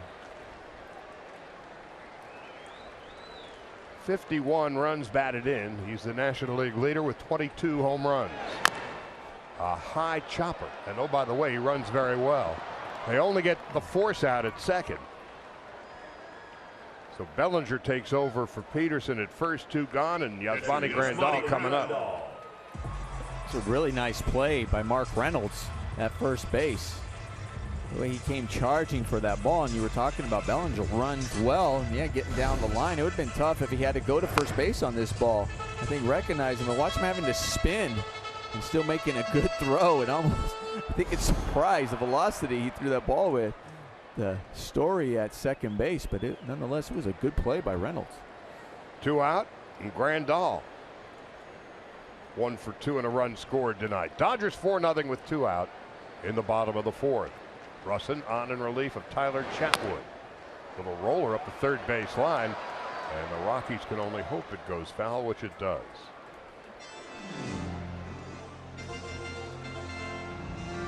Chris Russin from Detroit. A 4th-round pick of the Cubs back in 2009. Rockies got him off waivers at the end of the 2014 season.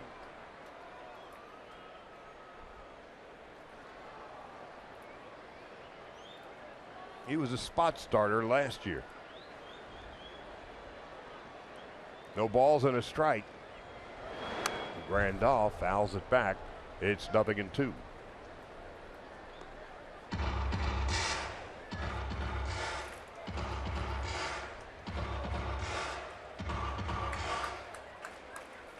Grandal at .268.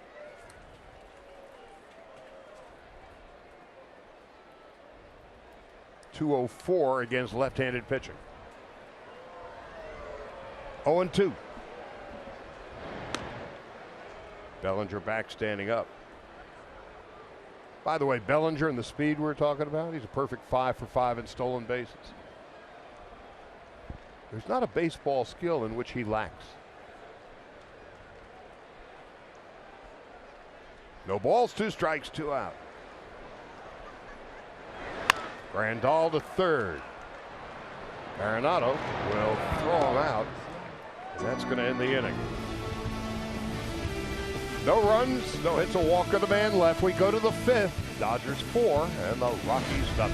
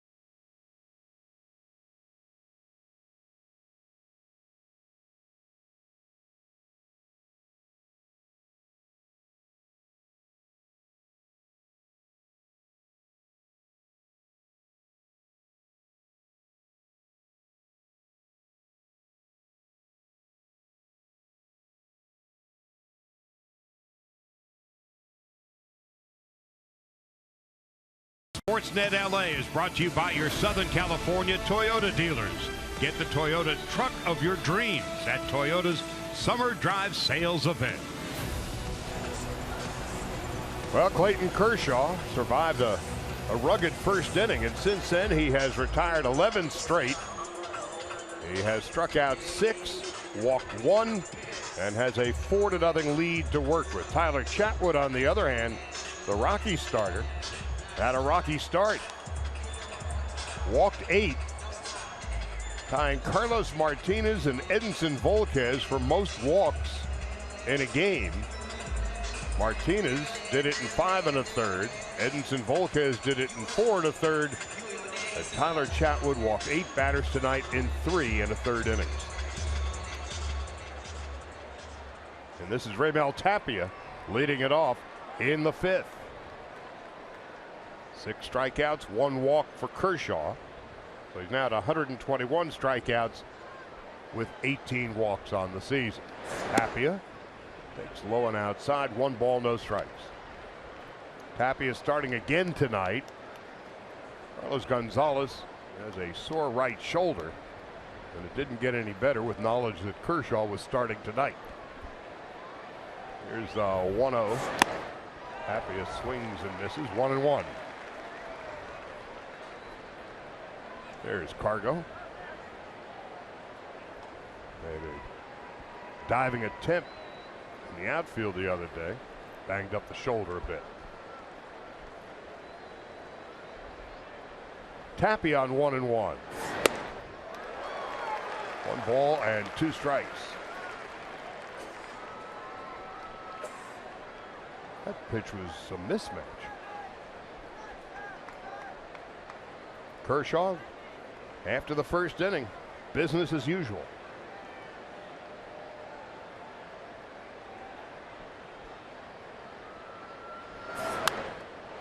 Tapia will get to see another pitch.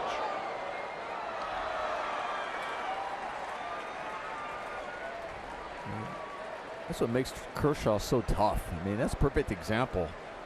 0-2 or 1-2. And he get him with a fastball, and then he tries to attack him again with a fastball. Now as a hitter, you're going, well, is he going to do that again? Is he going to breaking ball? He has so many options. To second base. The slider does in Raimel. Tapia, first out of the 5th. Obviously, 2 strikes you're protecting as a hitter, but that's a perfect example. It wasn't a real just smooth or pretty swing. I mean, that was just sheer protection mode because it was such a good pitch by Kershaw. Now Murphy, who fouled out to his counterpart. Yasmani Grandal back in the 2nd inning.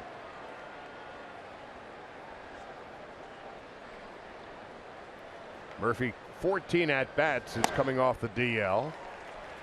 And he misses a slider. It's 0-1.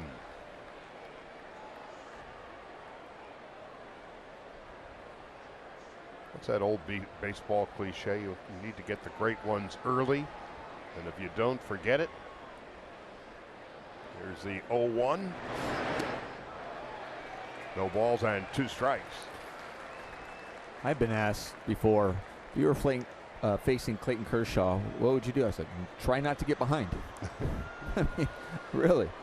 Well, that was true of any pitcher that you faced. Saw a good pitch early.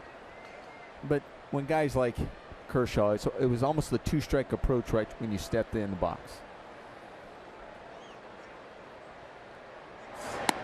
And that is strikeout number 7 for Kershaw. He's retired 13 in a row. Talked about it. He's got the slider, he's got the curveball to put you away, and then he's got the pinpoint fastball. The outer half, all you can do is watch. Admire and then go back to the dugout. Well, Kershaw's got his A game going now. And Russin takes a strike, 0-1.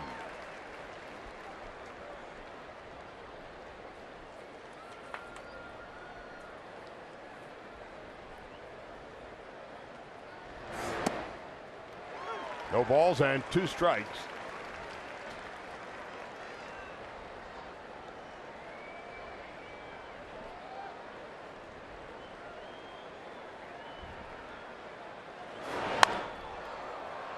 Into short right field for a base hit for Chris Russin, who's been a very good hitting pitcher in his career. In fact, this year, Russin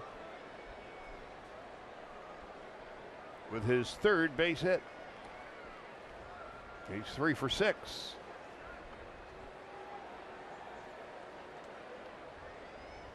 And Charlie Blackmon stepping in. Blackmon is 0 for 2. Dodgers 4 runs and 3 hits. The Rockies no runs and 3 hits. Blackmon with 99 hits this year. Takes a strike and it's 0-1.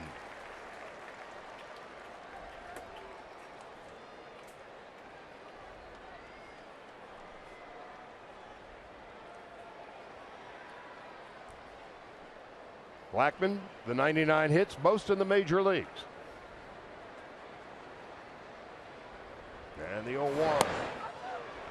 Just outside. 1 ball, 1 strike.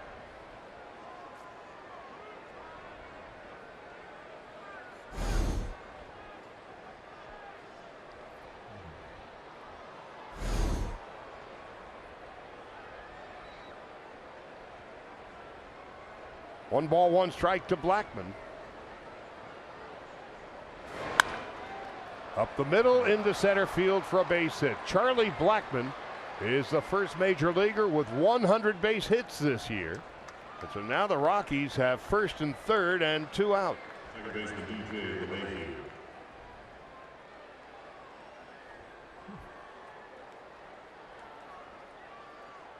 And LeMahieu coming up.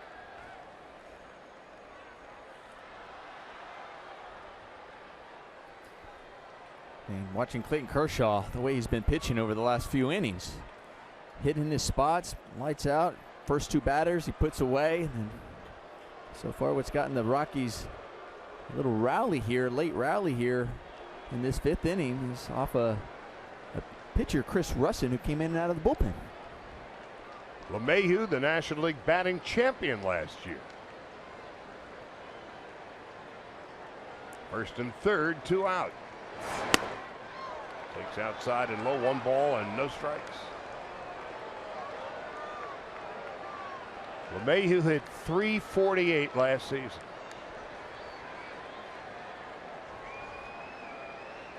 He's a Gold Glove winner. He's been an All-Star. First and third, 2 out.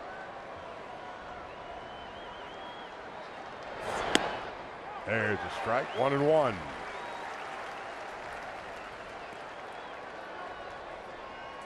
So Kershaw, who had retired 13 batters in a row until Russin looped a single to right and Blackmon a single to center. First and third, 2 out in the 5th.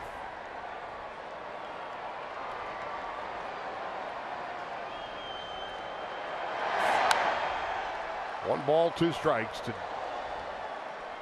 DJ LeMahieu.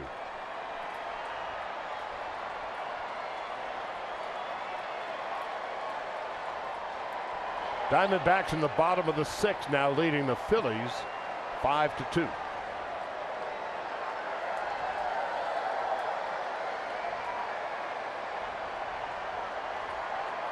Nolan Arenado's on deck. LeMahieu has doubled. He's flied to right. Takes outside, 2 balls and 2 strikes.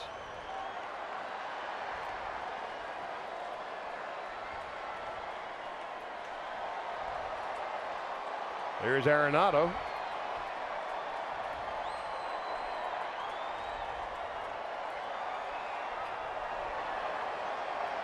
Two balls, 2 strikes, and 2 out.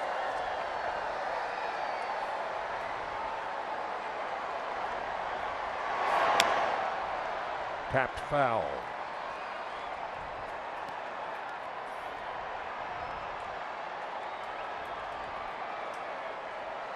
LeMahieu, over the course of his career against Kershaw, is 13 for 46. That's .283. He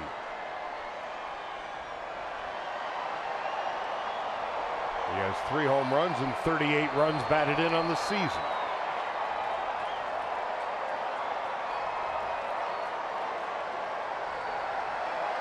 2 balls, 2 strikes, and 2 out. Russon's at third. And Blackman is at first. And LeMahieu lines it right into the glove of Justin Turner. And Kershaw gets out of trouble. No runs, 2 hits, 2 left after 4.5. Dodgers 4-0.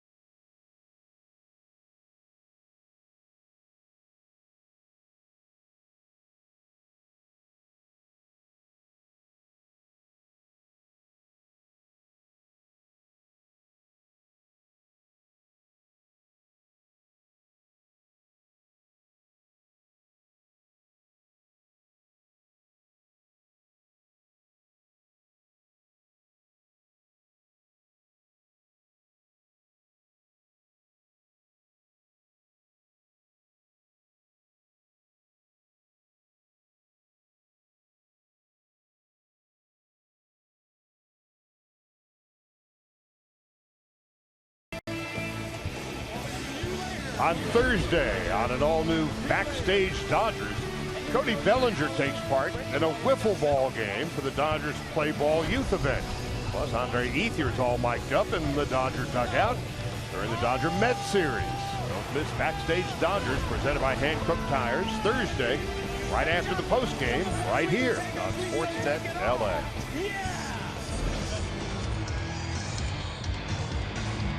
It'll be Logan Forsythe, Yasiel Puig, and Kike Hernandez to bat for the Dodgers here in the bottom half of the 5th. At the halfway mark, Dodgers 4 runs and 3 hits. The Rockies no runs and 4. Kershaw has struck out 7, and he has walked 1. Forsythe has walked and scored a run. He's also flied to right. Chatwood, a career-high 8 walks tonight. 2 of those 8 would come around to score. Peterson a home run, his 6th of the year. Forsythe takes a strike, 0-1, and so the Dodgers have at least 1 home run in 16 consecutive games.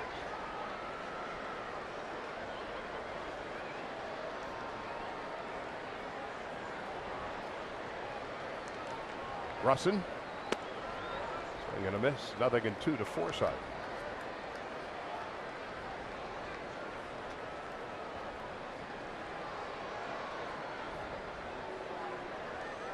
Above and beyond the hitting and the pitching, the Dodger defense has been terrific during this streak. 1-2 to Forsythe.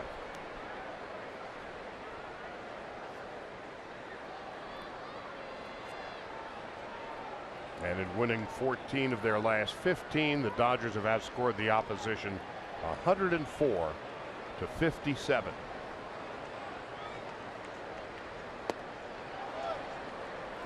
They have played some really solid defense, and a lot of the even interviewed after games, such as Justin Turner, asking them about their starting rotation, such as Alex Wood. They're like, it's easy to play defense behind him when they're pounding the strike zone instead of setting the tone. 3-2 to Forsythe. So everybody in this team right now, with this, everybody's feeding off one another, whether it's the offense, defense, pitching staff. Chase Utley at first base tonight. 3 balls, 2 strikes. Forsythe leading off the 5th. Takes inside, ball 4. That's the 9th walk given up by Rockies pitching. Right fielder, Yasiel Puig. And here's Puig, who has 2 walks.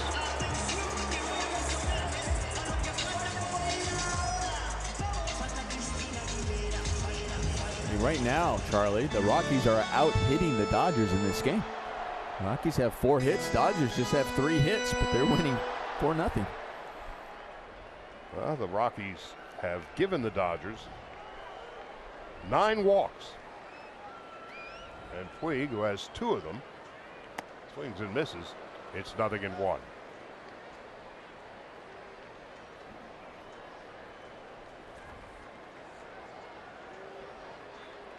Puig, 14 home runs and 41 runs batted in. Hit a 445-foot home run last night.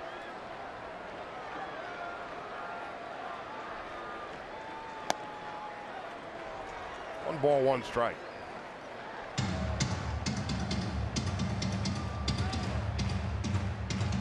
One of the notable improvements in the Dodgers this year as compared with last year. Dodgers last year hit just .214 against left-handed pitching. 30th out of the 30 major league clubs. This year they're hitting .249 against lefties.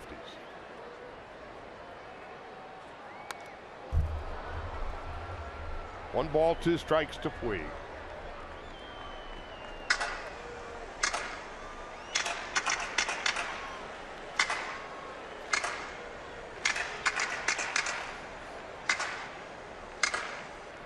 Kike Hernandez on deck.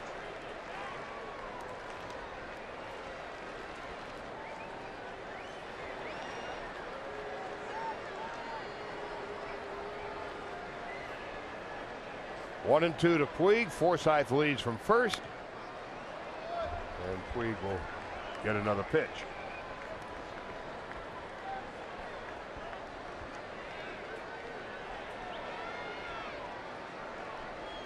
Dodgers are looking for their 9th consecutive win and 15 of their last 16.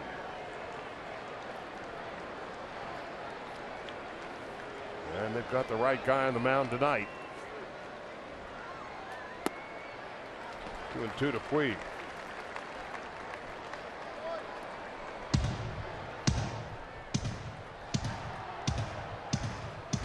And oh, by the way, more of these remarkable numbers turned in by this Dodger club. Since September 3rd of last year, they're 41-11 at Dodger Stadium. Now 3 and 2 to Puig.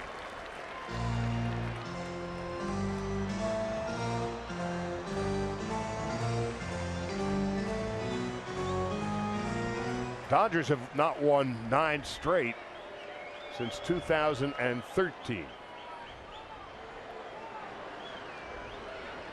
3 and 2 to Puig. Up the middle, Russin has it. There is 1 and there is 2. So Puig bounces into the double play, and Kike Hernandez is coming up. This is a nice play by Russin, not only to snag it, but just throwing it straight to the bag. Prior to the pitch, you always check to see who has the bag between the second baseman and the shortstop. At the same time, not hesitating, not waiting for someone to get there, just throwing to the base and believing that they would get there, and nice double play. So I'll throw to the bag. You guys figure out who's going to. Exactly. That's his job. That's his role. And he did a good job throwing to the bag rather than throwing to the person. Hernandez, a single and a walk tonight. He's driven in a run. Kike was showing that he was taking all the way in that first pitch and the second pitch, and Russin decides to quick pitch him. 2 gone, bottom of the 5th.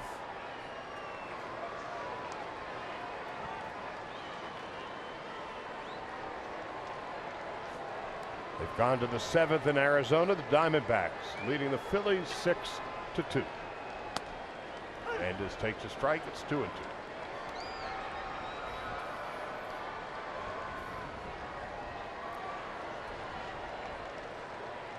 Kershaw's on deck.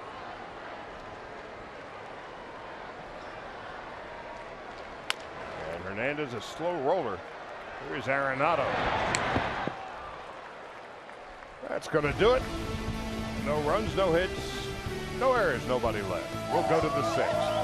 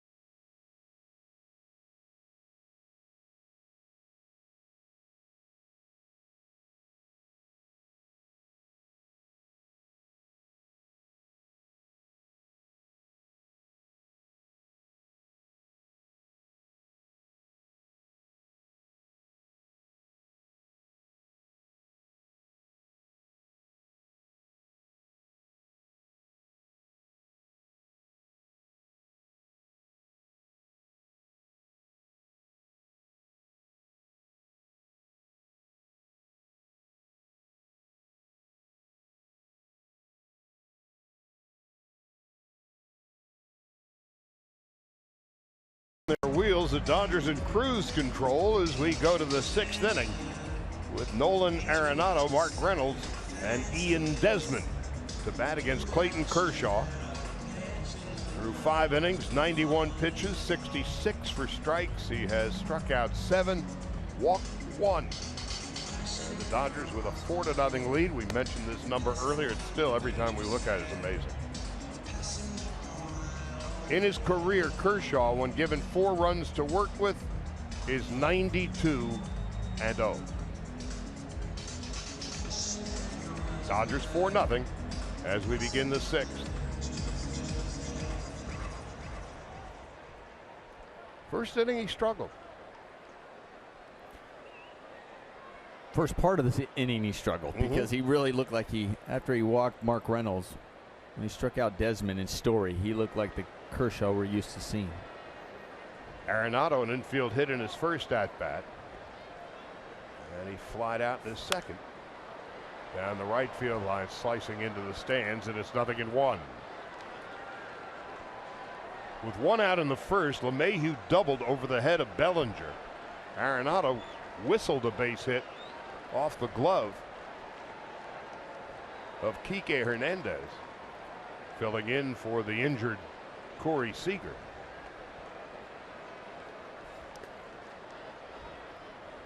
Then Reynolds would walk, so it was a bases loaded with 1 out.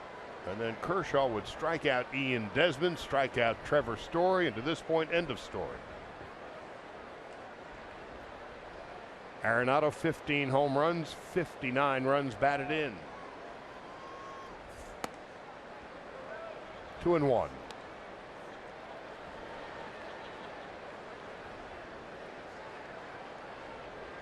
Arenado this year, .421 against left-handed pitching. .299 overall. Into short right center field. Puig comes on and makes the catch. He went into overdrive about the last half dozen steps.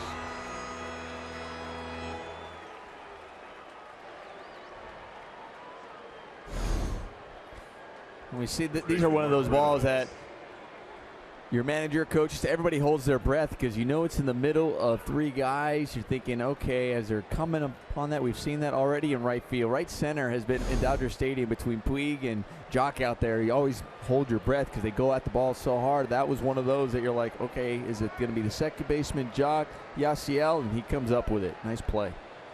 Now Mark Reynolds.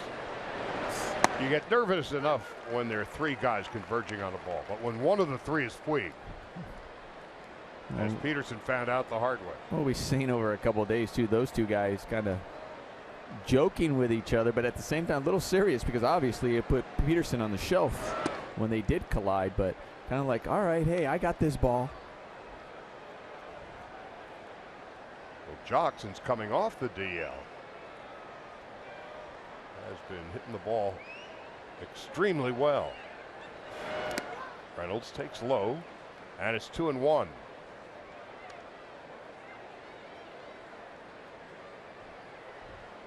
Reynolds tonight has walked and taken a called third strike. Kershaw has struck out 7, walked 1. 1 out, top of the 6th. Hopped it up. Chase Utley. 2 gone.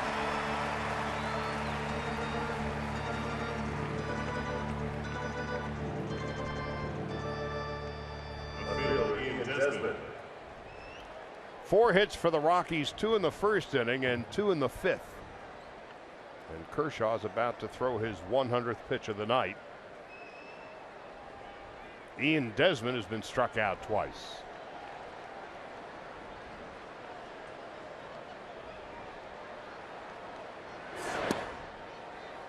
Low and inside, 1 ball, no strikes to Ian Desmond. Tyler Anderson, Brandon McCarthy tomorrow afternoon at 1:10.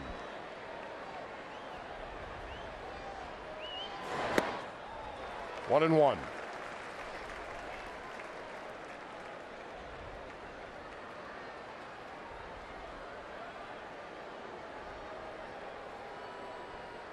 Kershaw's 102nd pitch.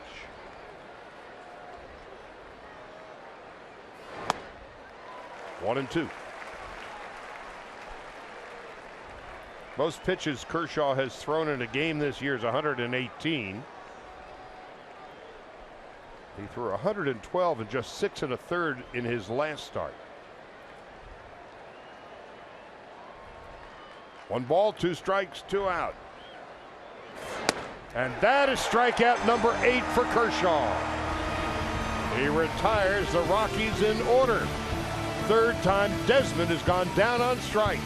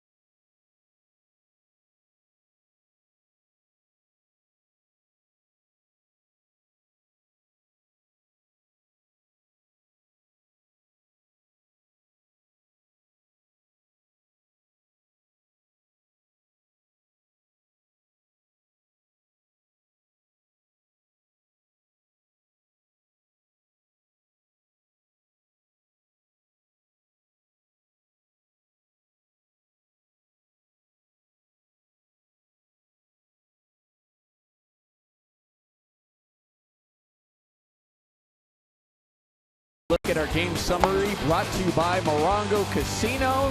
The Dodger offense, 3 runs on 4 walks in the 3rd inning. Started off by a big home run by Jock Peterson, and then Clayton Kershaw goes 6 innings, just allows 4 hits, no runs, and has 8 strikeouts. And Kershaw is done, getting congratulations from Dave Roberts and Rick Honeycutt. Kershaw leaves the game with a .247 earned run average. Brandon Morrow will pick up the baton when we get to the 7th, as Franklin Gutierrez leads off and pinch hits for Clayton. I'm chuckling to myself, Charlie, because the only time you don't see Kershaw look like he wants to kill somebody or get so frustrated by being taken out of the game when he finishes the game in the 9th inning. Yeah. Any other time. I'd rather finish it myself. Right. There's this shock and this anger in his face, like, what? You're taking me out? What?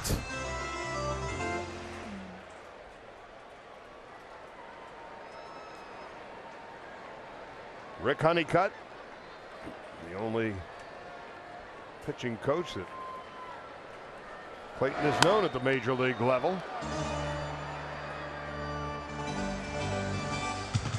And they're none better than Honey.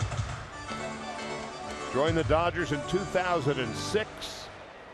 And since he joined the Dodgers, they have the lowest earned run average of any major league team, 364. The most strikeouts. He's as good as it gets. Gutierrez is down on strikes. That's the first out of the bottom half of the 6th. First baseman number 26, Chase Utley. Now Chase Utley coming up.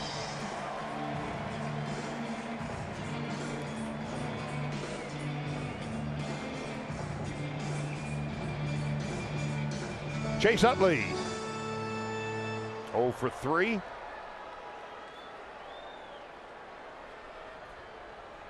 Utley, until last year, had only led off a game, I think, 10 or 11 times in his career. With good reason. Jimmy Rollins was in Philadelphia.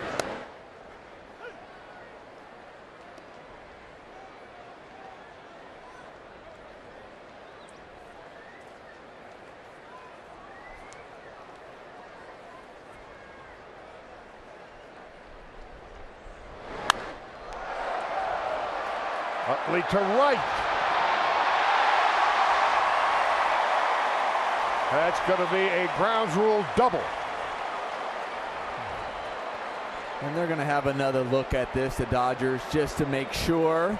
But the umpire was out there. He called it right away. You had Mark Carlson out there right away calling that the fan in right field, as we take a look at our Volkswagen replay.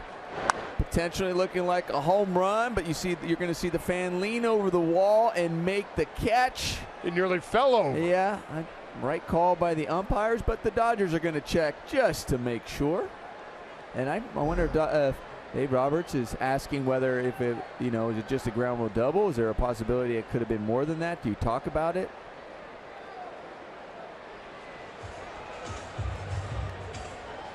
Field Culbreth is the crew chief that Dave's talking to. Because if it bounces fair in the field and then goes into the stands, it's a ground rule double. But if there's fan interference, it's the umpire's call to decide whether it's a double or whether, if they assume that, oh, he would have made it to third or whatever it may be, they could actually make that call. So that's what Dave Roberts is asking them. Probably to also check to see also that he did lean over. That's a good question just to raise by Dave Roberts. Well, when you interfere with a ball in play, you are invited to go home early. Right this way.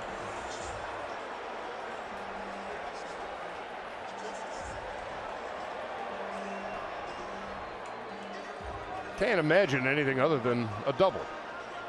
You're assuming that somehow it's going to kick past Raimel Tapia, and it was clear that the fan leaned over. There's Tapia right there.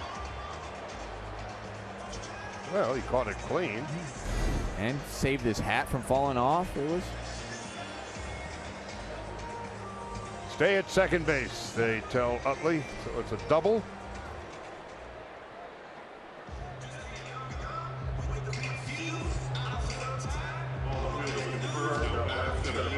And Jock Peterson coming up.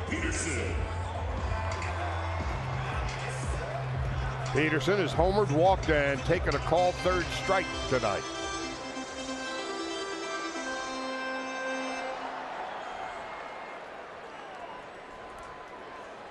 It wasn't exactly Steve Bartman or Jeffrey Mayer. It was some guy who held on to his ball and his cap, and he got thrown out.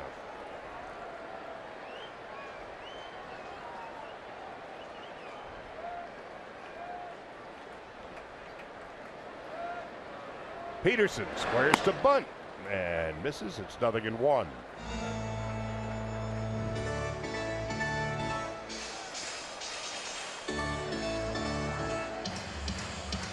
Turner on deck. Bellinger to follow.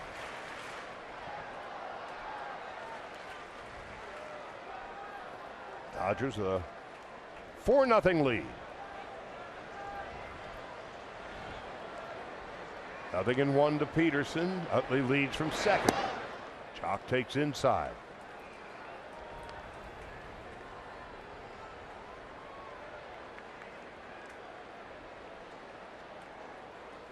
Steve Bartman, the D.B. Cooper of baseball. He just disappeared. Here's the 1-1. Toss to second base. Utley nearly picked off. Story couldn't hang on to it cleanly. There's not many fans that have drawn that much attention. Bartman. We have another look, and he catches that ball. He gets Chase Utley.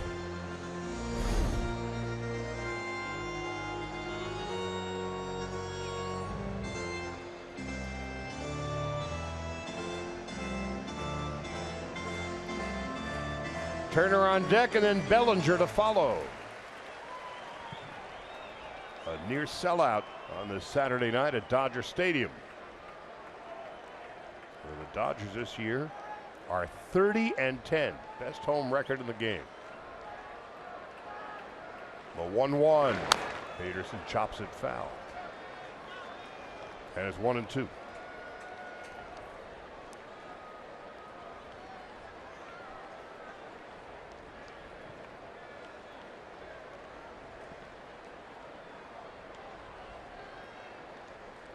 Last time the Dodgers won 9 consecutive games at home, they're riding a 9-game home winning streak now. You have to go back to 1994. So they've really been doing some unprecedented things over the last month. The 1-2. Peterson grounds it slowly to second base. In from short right field. LeMahieu gets Peterson by a step. Utley goes to third. First out of the 6th. Baseman number 10. Have a look at the Land Rover Performance Spotlight. And boy, has Turner been performing since coming back off the disabled list. Dodgers have merely won 13 out of 14 upon his return, during which time he's hitting .426. Has as many RBIs as runs scored. And tonight, he's walked twice and fouled out. I'm sure there are times when a guy like Justin Turner, who started the season swinging a hot bat, and he goes on the DL, and you're thinking, oh, is this going to turn things for him? Is he going to be rusty when he comes off the DL? Look at those numbers. I think he's fine. He was hitting .379 at the time he went on the DL.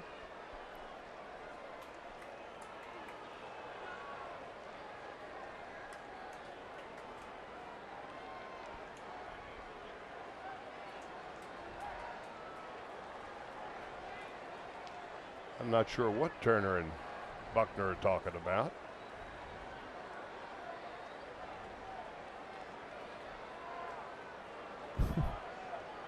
I don't know. Are they talking?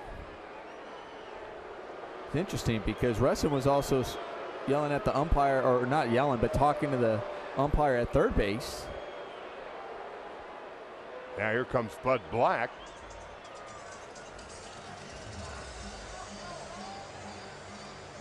Who will be joined by his entire infield.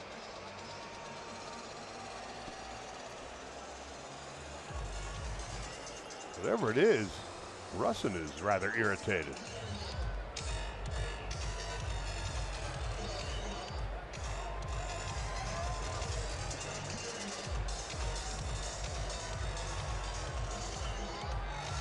Russin is venting. Now third base umpire and crew chief Field and Colbreth is coming over.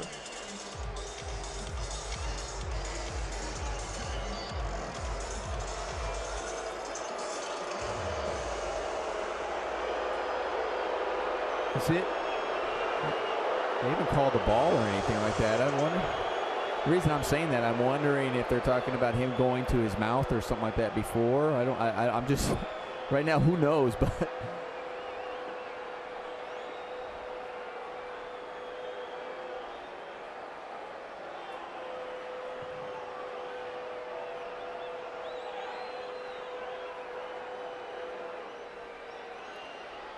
Colbreth, the third base umpire, seemed more irritated than Russin did.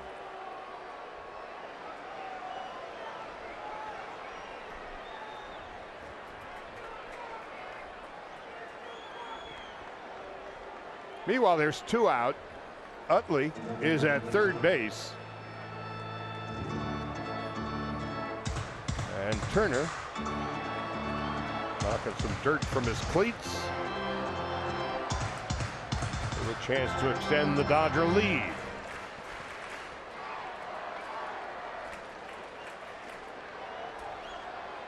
Turner at .390.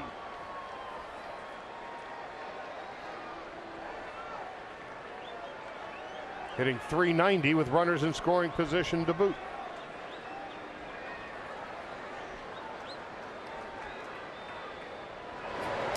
Inside and low, blocked by Murphy. And it's 1 ball and no strikes. Murphy's had a few back there where he's done an excellent job getting that body in front and knocking it down. Now Chase Utley is turning around and talking to Field and Colbreth. Who knew he was so popular? Colbreth, the crew chief. Strike on the inside corner, 1-1.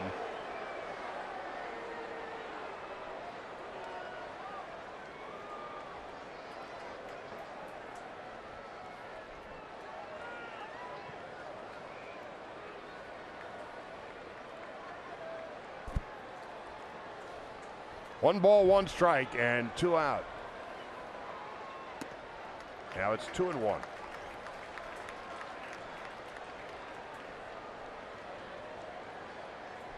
Russin on in relief of Tyler Chatwood. 3 1/3 innings for the Rockies starter. He walked 8 batters.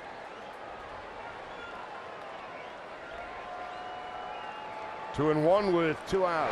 Turner nearly gets hit again. 3-1.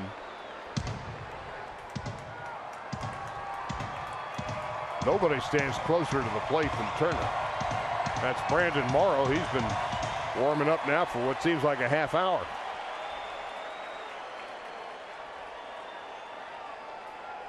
Practically on top of the plate is Turner.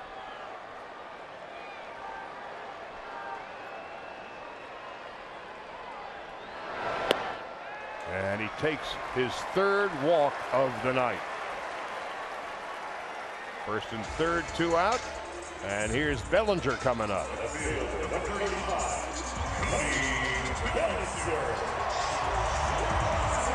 Chatwood gave up 8 walks. Russin has given up 2. And here is Bellinger, who's 0 for 3. And his 9-game hitting streak on hold at the moment.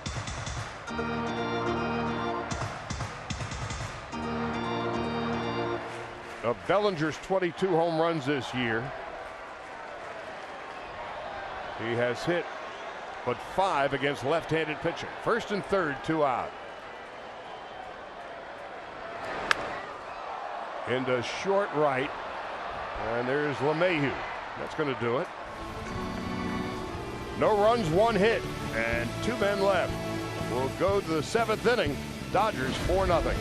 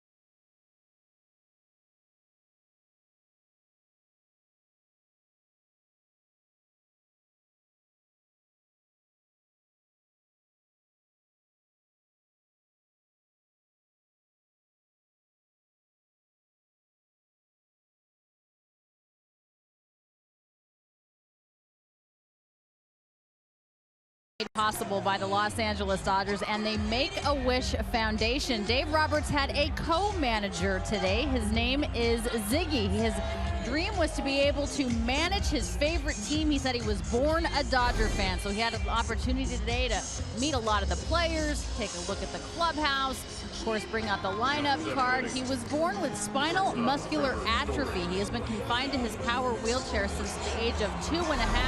It was a big dream come true to be able to manage this team. He said his favorite player, Clayton Kershaw, because he's the best pitcher on the planet, guys. Welcome, Ziggy. You're doing a good job so far. He was Dave's co-manager. He also sat in at the pregame press conference today, and clearly he's done a great job, as his favorite pitcher did tonight. Kershaw goes 6 innings, no runs, 4 hits, struck out 8, walked 1. Ziggy, we welcome you, and the Dodgers welcome in Brandon Morrow, his 8th appearance of the year. He has yet to give up an earned run. Opponents are hitting just 107. Big hard-throwing right-hander. I think that's just great. Being able to go out there, Ziggy being able to go out there, and I think for Dave Roberts, he also, when Clayton Kershaw can ask him, why'd you pull me? It was Ziggy's decision. So everything's all good there. So that's why they invented a cough button.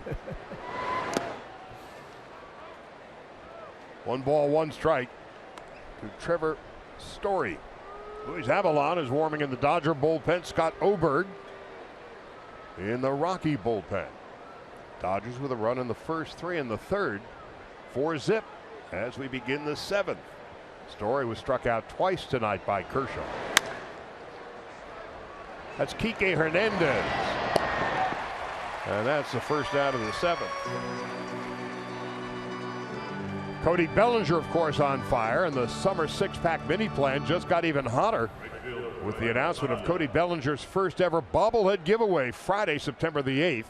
Commemorate Bellinger's historic home run pace by customizing your summer 6-pack around his bobblehead night. Visit Dodgers.com/mini-plans.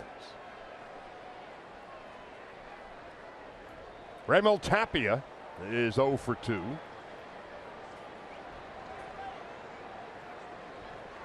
One out in the 7th.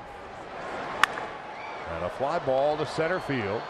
Peterson drifting back. 2 gone.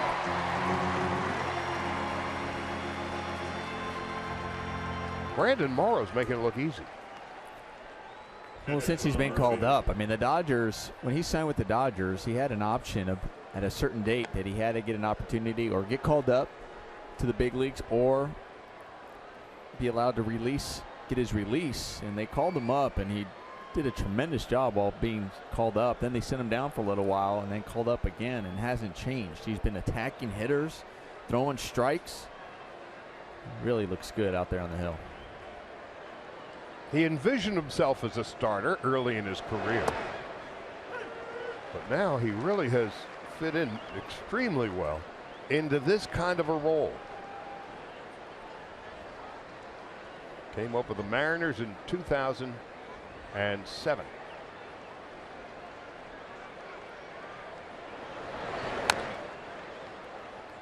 No balls, 2 strikes from Seattle to Toronto to San Diego.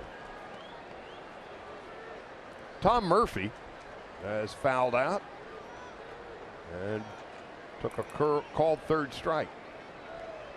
One of 8 strikeouts tonight for Clayton Kershaw. He walked only 1, and the Dodgers with a 4-0 lead.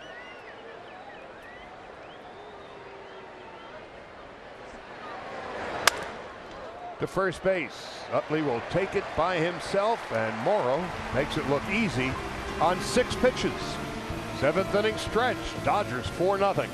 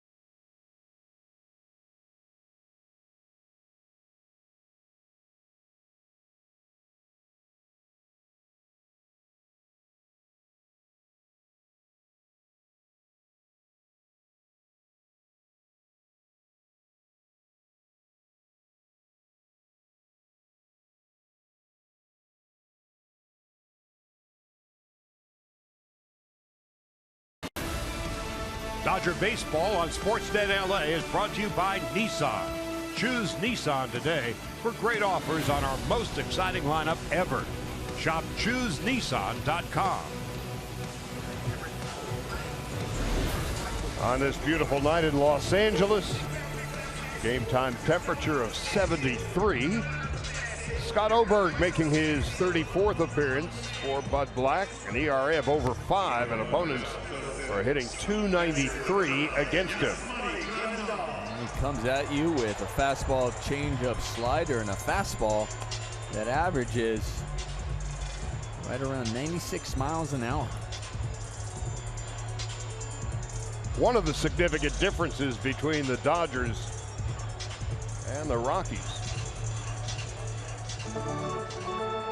beyond the pitching, where the Dodgers have the lowest ERA in the National League, the bullpen. Dodger bullpen ERA is .298, lowest in the league. And Brandon Morrow, another terrific inning. The Rockies, on the other hand, their bullpen is .436. 1.4 runs more per 9 innings. Grandal with a base hit that's going to roll to the wall. And a leadoff double for Yasmani Grandal in the bottom of the 7th. Grandal is 2 for 4, and that's his 16th two-base hit of the year.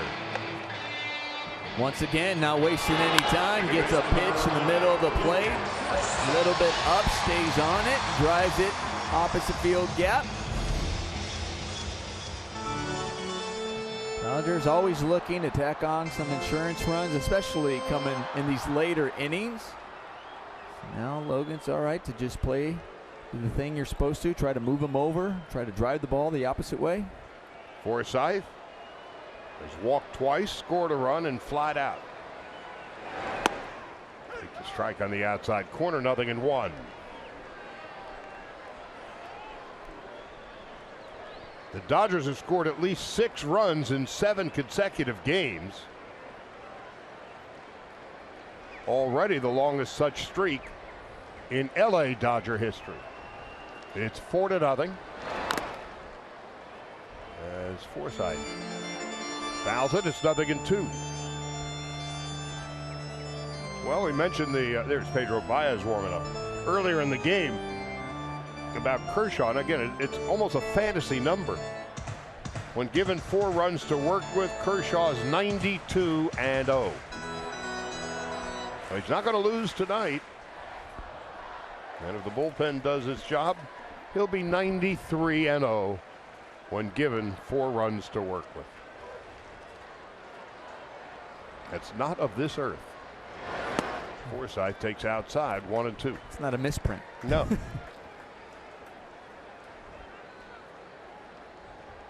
When given 3 runs to work with, boy, he really has to sweat. 107-8.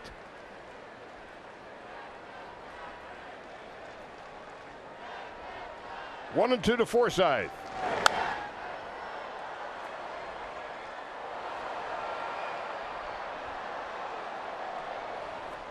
Oberg is the 3rd Rocky pitcher of the night.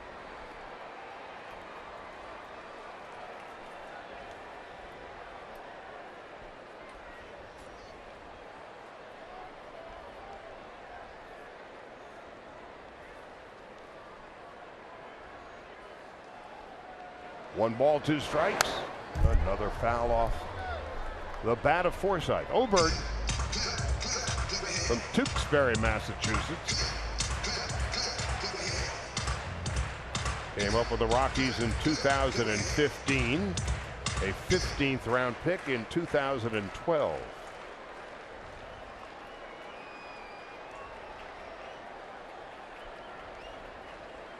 Puig is on deck. A 1-2 to Forsythe. Low and outside. And it's 2-2.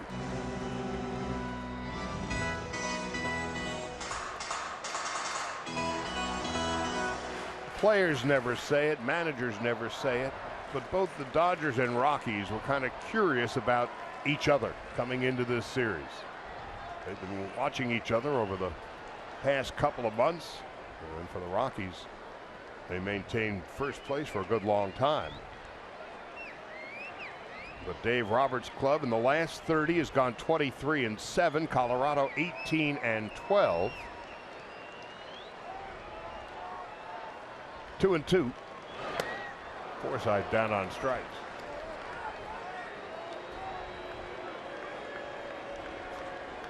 Right fielder, number 66. The upstart Rockies.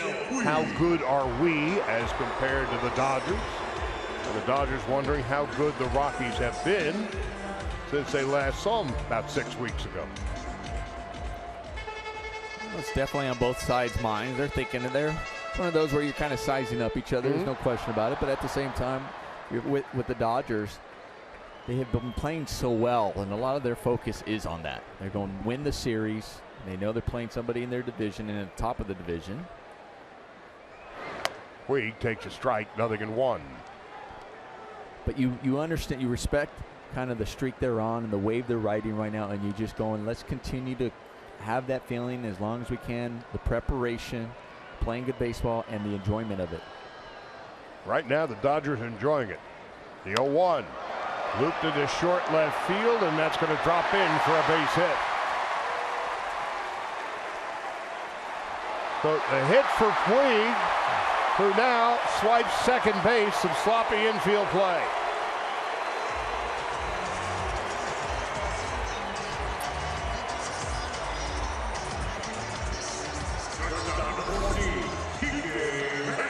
He gets it on the inner half, jams him a little bit, gets a single in front, left fielder. Yasmani couldn't score on that, but good heads-up base running, watching the ball, watching it get lobbed in. Oh boy, we've seen him kind of come up like that a little bit today.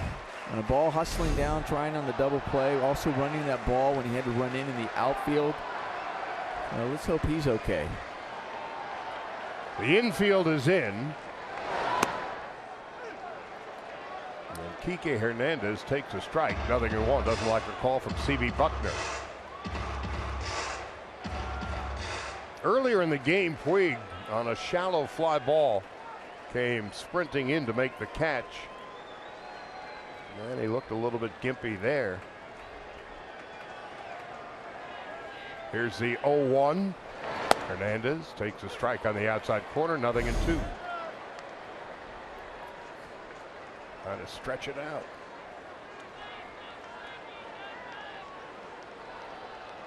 Where Seager's sidelined with a hamstring. 0-2. Second and third. Hernandez takes outside. 1 ball, 2 strikes.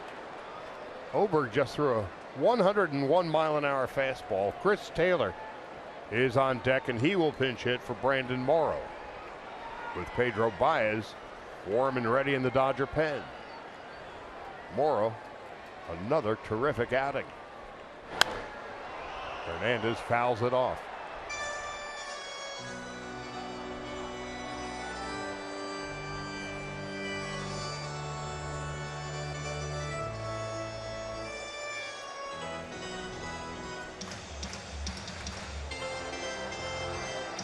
Hernandez tonight has singled, he's walked, he's bounced to third. Grandal is at third base. Puig is at second. 1 out. The Dodgers looking to expand their 4-0 lead. 2-2.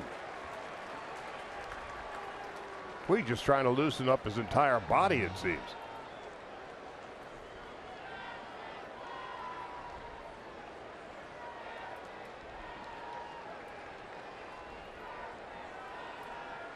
Dodgers looking to go 24 games over 500 for the first time this year. 2 balls, 2 strikes to Kike Hernandez. Second and third, 1 out.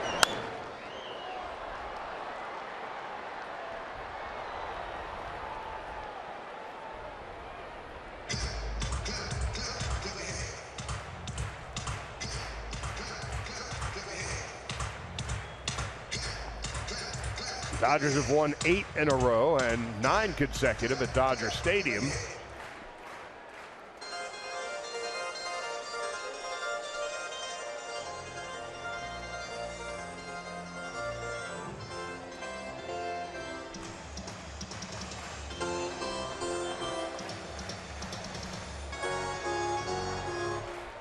So you've got Grandal and Puig at third and second.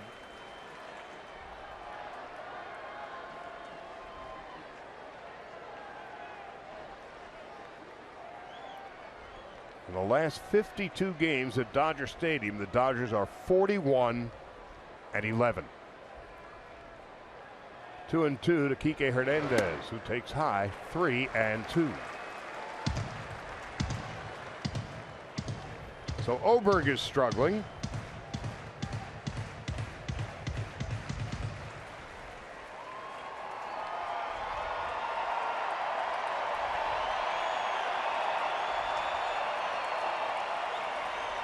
Three and two, the infield is in. Oberg wants a new set of signs.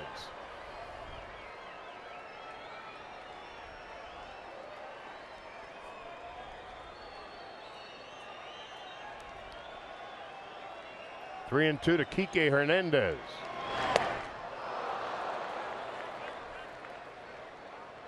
He missed it. Meanwhile, Puig, we were talking about it, As he arrived at second base, he seemed a little gimpy. And this is earlier when he hit into that double play. See, get him out of the box. He looked like he might have felt something. And then here he is in right, charging that ball and kind of running it off. And then that same kind of look and run going into second. So the Dodgers need to keep an eye on him.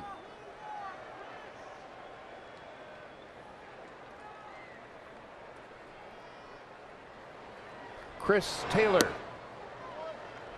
takes outside, 1 ball, no strikes. And this is last night.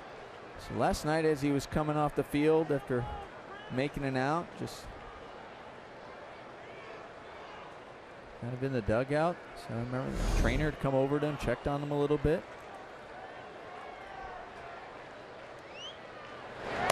Taylor takes high and inside, 2 balls, no strikes.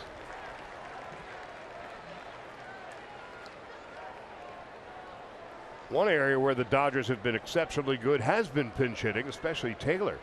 As a team, they're hitting .279 off the bench. That's the 3rd highest mark in the National League. We've got 4 pinch hit home runs. 2nd and 3rd, 2 out. Now it's 3 balls and no strikes.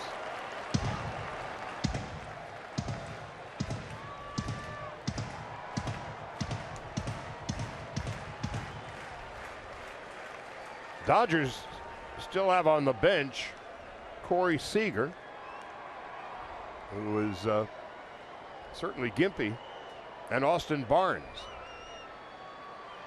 Here's a 3-0 to Taylor. He takes a strike, 3-1. Gutierrez is already pinch hit. Taylor is pinch hitting.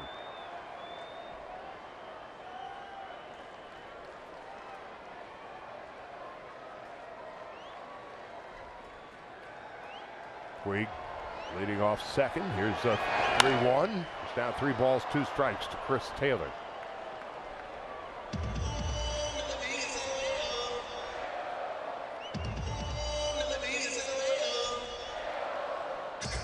Diamondbacks are going to beat the Phillies tonight. It's 9-2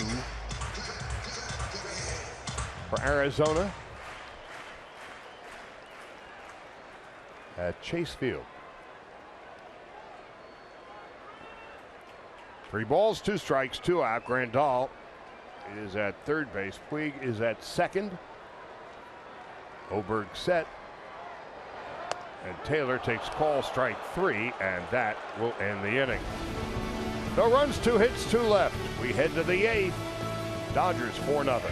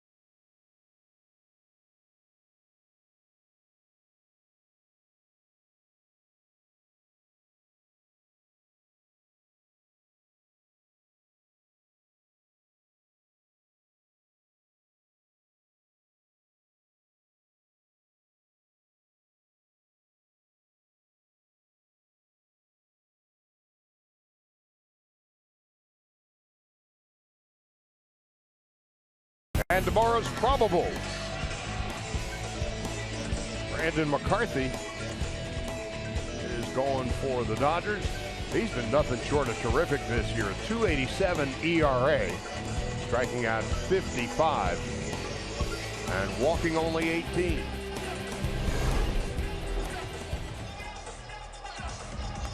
And here's Pedro Baez, who's just been terrific all year. His 32nd appearance. ERA of a .42. Opponents hitting 197. And he has really grown into his role in the 8th inning. If not the 8th, then the meat of the order at some point in the game. And Dave Roberts really looks to him for those situations. And he's really coming in trusting his breaking ball more. All the time it's been a fastball, and now he's coming out throwing more sliders. Pat Valaika out of UCLA. Pinch hitting for Russin. And Baez, the first pitch of the 8th. Delivers a strike, and it's 0-1.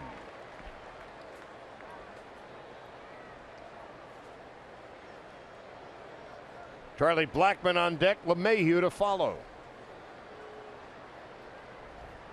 4 runs, 6 hits for the Dodgers. Rockies, no runs and 4 base hits. No balls and 2 strikes.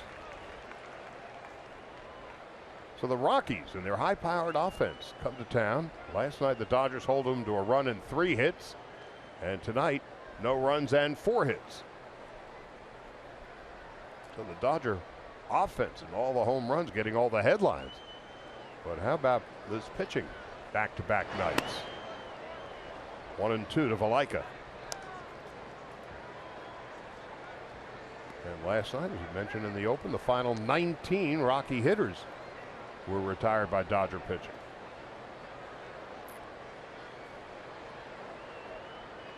One ball, 2 strikes. Beginning the 8th. And after that first inning, I thought the Dodgers pitching staff was on their way to do that again, the way it was looking with Kershaw, until it took Chris Russin, the reliever, coming in to get a base hit off Kershaw with 2 outs in the 5th inning. So in the first 16 innings of this series, the Dodgers have held the Rockies to 1 run and 7 hits. 1-2 to Valaika. Kershaw went 6, no runs, 4 hits, 8 strikeouts and a walk. Morrow, another perfect inning, needing 7 pitches to retire the Rockies. And now here is Baez in the top of the 8th. Valaika stays alive for another pitch.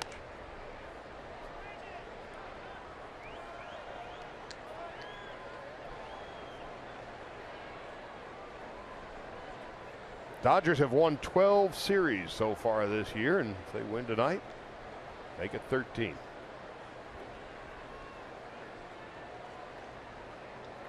The 1-2.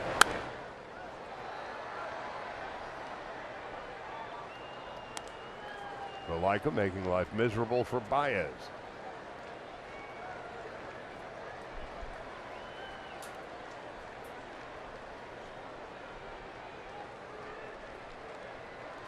Baez has been tough to hit no matter what this year, but with runners in scoring position, nearly impossible.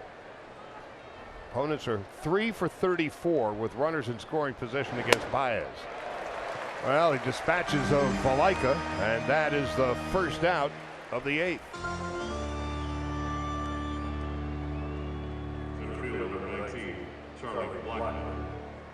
Big crowd on hand watching this one tonight. 50,403. The Dodgers lead the majors in home and road attendance.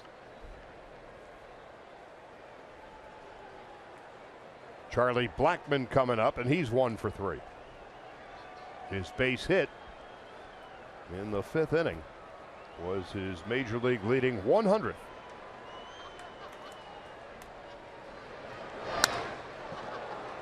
Look at that backhand stab by Logan Forsythe.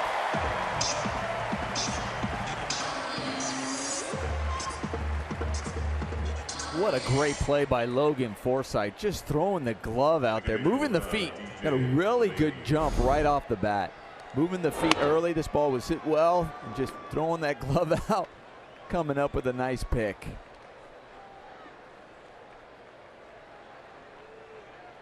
Two gone. And LeMahieu coming up. After that play by Forsythe, as hard as the ball was hit by Blackman, the Rockies got to be thinking, this ain't our night.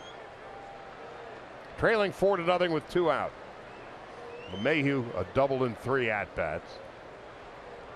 But Colorado, first inning, Blackman flied out. LeMahieu lined a double over Bellinger's head and left. Arenado an infield hit. Reynolds would walk. But then Kershaw settled down and struck out Desmond and Story, and that was about it. Rockies have had 2 hits since the first. Baez delivers a strike. It's 0-1 to DJ LeMahieu.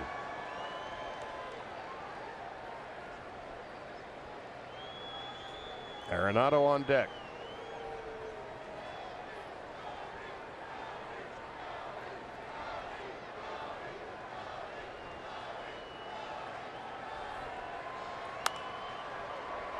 That's a fair ball. And if that was a fish, he'd throw it back. But it's a base hit. That had some weird spin on it. That had more English on it than the Queen.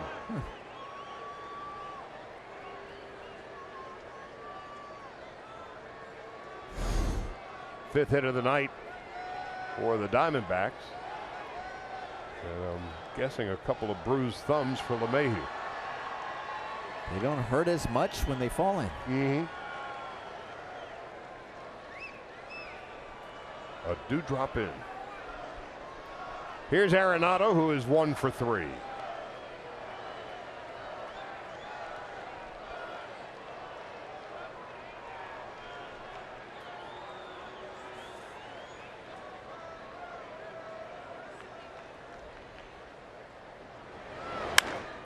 Drilled to left. Got it all and too far out in front. Pedro Baez lucky on that one that it went foul, because Yasmani Grandal wanted that fastball up and he missed his spot.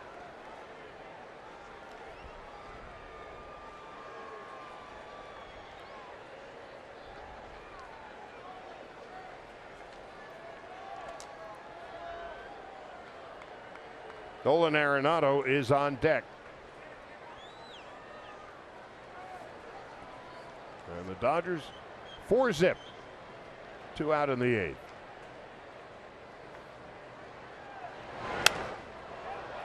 Into left, and there's Bellinger. That's going to do it. No runs, 1 hit. We'll go to the bottom of the 8th. Dodgers 4 and the Rockies 0.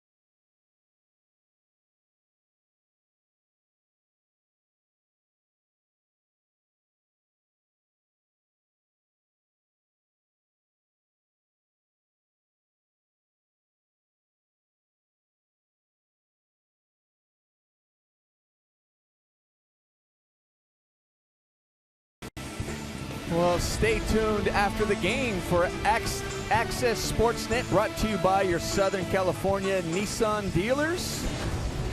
You're going to have John, Jerry, and Ned. We'll be talking about this game afterwards as they're preparing for their wonderful knowledge about this Dodgers team. Whatever Nomar just said.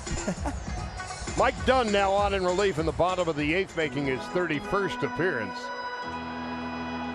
Dunn has been a disappointment this season with the Rockies, and he will be facing the top of the order for the Dodgers in the bottom of the 8th. Way back in the 2nd inning, actually early in the ball game, we were talking about how important it is for these two teams to score first. As Utley, first pitch, pops it into short left. There's Desmond.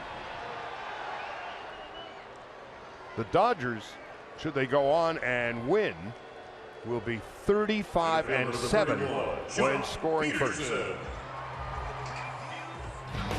The top tier play of the game, courtesy of Arco, Jock Peterson. His 6th home run of the year over the wall in center back in the 3rd inning. So when the Dodgers score first, again, they're 3 outs away from going to 35-7. It will be by far the best record in baseball. So it's not just a coincidence. Peterson, the home run, a walk. He's grounded out and has been struck out.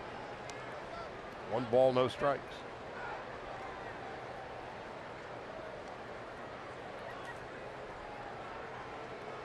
And if the Dodgers can seal the deal, they'll be 17-5 this month. Last June, they were 16-12. And the Dodgers really didn't begin to heat up until after the All-Star break.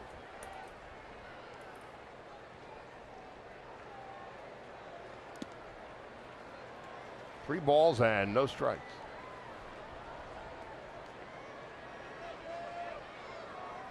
The Dodgers just keep coming at the other team.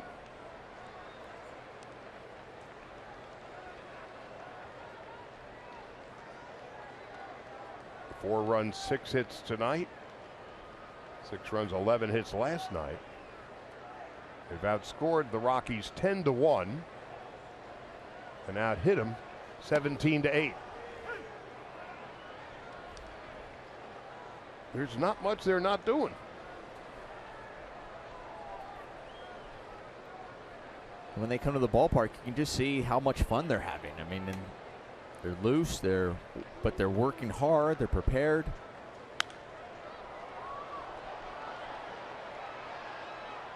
And when they taste a little bit of trouble, the Dodgers, during this 8-game winning streak, plus tonight, when the other guys, runners in scoring position, 103 is what the Dodger pitching has held the opposition.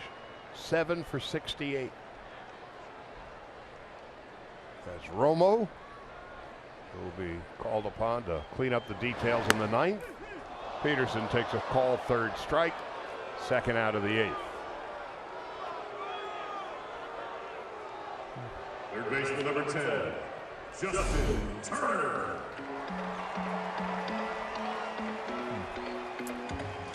And as we have a look at PitchCast, how close that ball was, and it looked like it was down, and that's why Jock Peterson had an argument with, not major argument, but had a few words with home plate umpire C.B. Buckner.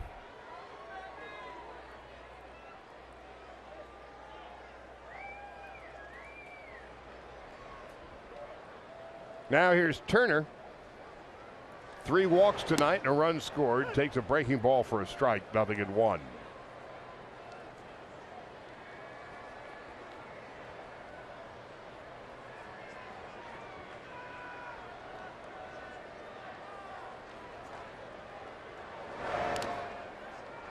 One ball, 1 strike to Justin Turner.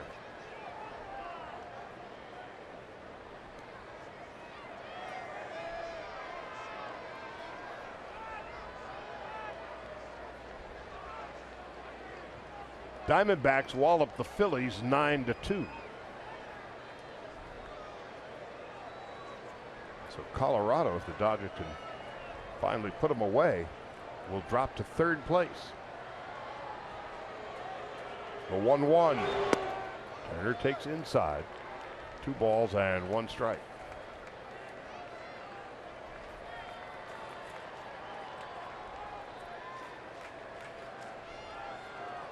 And the Dodgers are looking to complete their 6th shutout of the year. The 2-1. High and outside. 3 balls and a strike.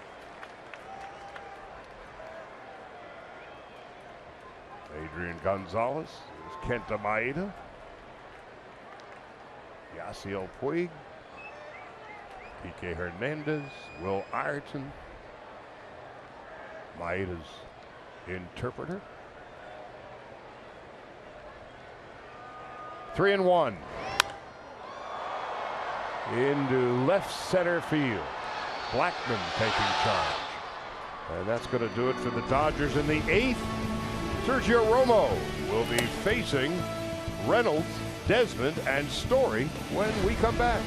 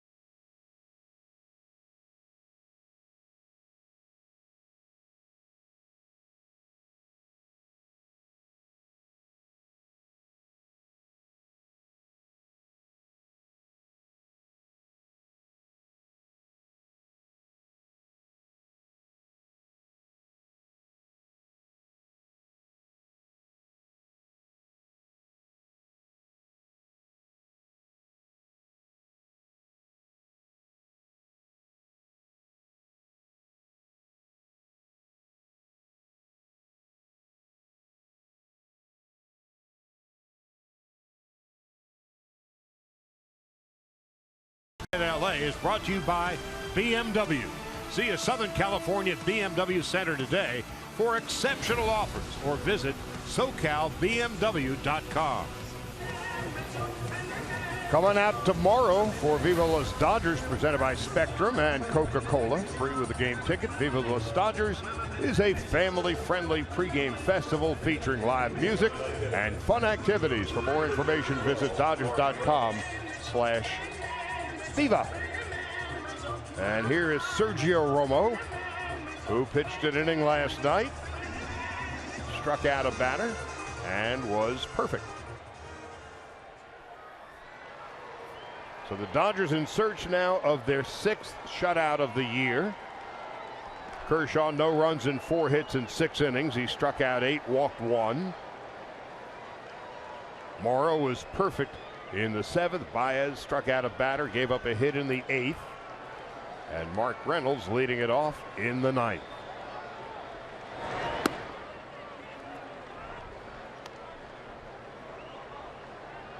Right now, the Dodgers are flying on a magic carpet ride. They are doing just everything right.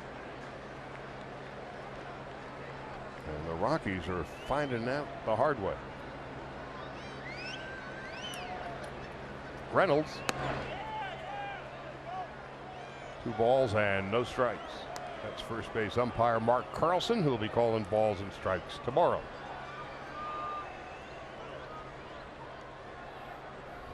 Reynolds has walked, struck out, and fouled out.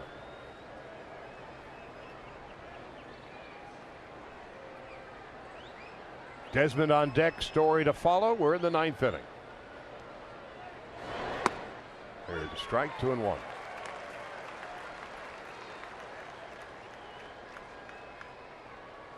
Seager, of course, did not play tonight. They say 3 to 4 days, and then they'll rethink their position one way or the other about Corey Seager. The 2-1 to third. Backhanded by Turner. Throws to first. That's the first out of the ninth.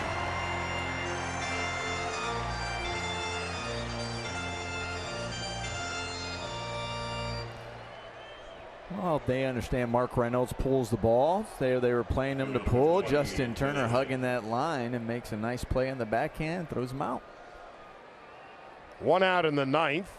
Ian Desmond has had a long night. He's been struck out all 3 plate appearances.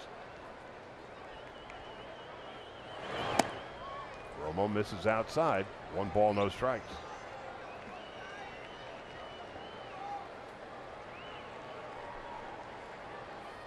Sergio Romo, 4th Dodger pitcher of the night. 1 ball, no strikes. Desmond takes low 2 balls and no strikes.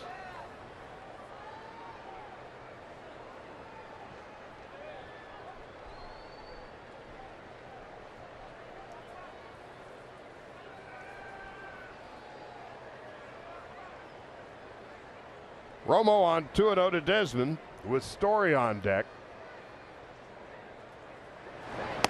There's a strike, 2-1. Quick turnaround for these 2 teams. First pitch tomorrow at 1:10. The Diamondbacks rout the Phillies 9-2. Lamb hit his 17th, and Robbie Ray improves his record 8-3. Here's a 2-1. 2 balls, 2 strikes to Ian Desmond.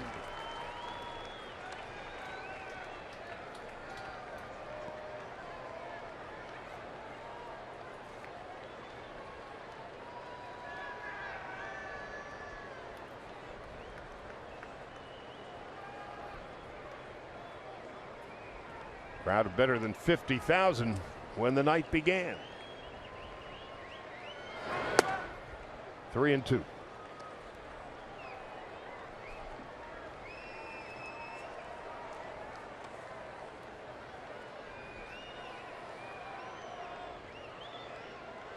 Desmond on the year, 5 home runs, 25 runs batted in. Full count, 1 out in the ninth.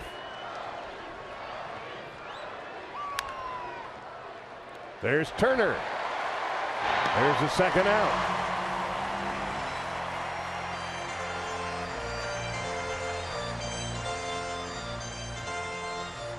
Now the Dodgers 1 out away.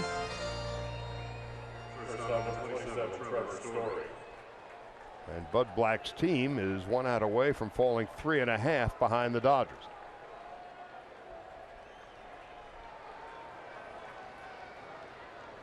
Story is 0 for 3.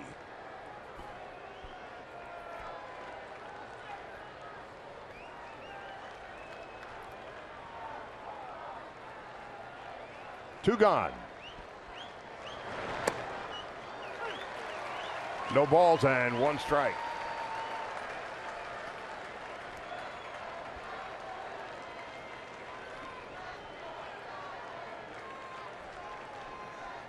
The Dodgers are like steamrollers. They're wiping out everything in their sights. The 0-1. 1 ball, 1 strike. Jock Peterson, his home run in the 3rd, his 6th of the year. The Dodgers have homered at least once in 16 consecutive games. 35 home runs in their last 14 games. 2 out, 9th inning.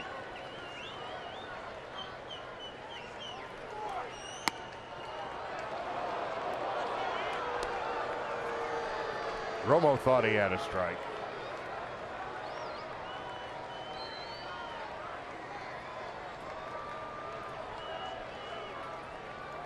Raimel Tapia is on deck. The Dodgers would prefer to see him tomorrow.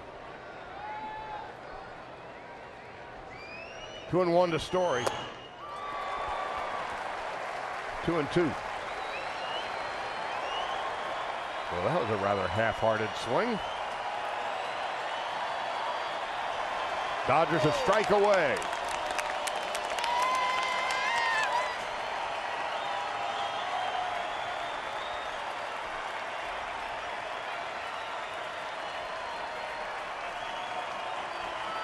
Two balls, two strikes, two out. Now it's 3-2.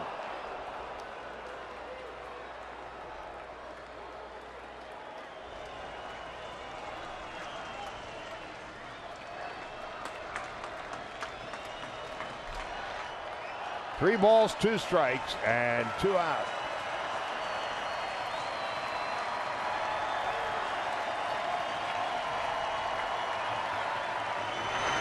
And with that, the Dodgers have won their 50th game of the season. Now 24 games over 500. They've won 9 in a row, 15 of 16. And in the first 2 games of this series, they've outscored the Rockies 10-1, out-hit them 17-8. They shut out Colorado tonight 4-0. And now our Lexus player of the game, Clayton Kershaw. 6 innings, no runs, 4 hits, 8 strikeouts, and 1 walk. So the Dodgers now a season high 24 over 500, 2.5 in front of Arizona, 3.5 in front of the Rockies. That is a wrap for us from Dodger Stadium. For Alana Rizzo, Nomar Garcia-Parra, and our entire crew, Charlie Steiner, saying good night and goodbye from Dodger Stadium. Access Sportsnet LA is coming up next.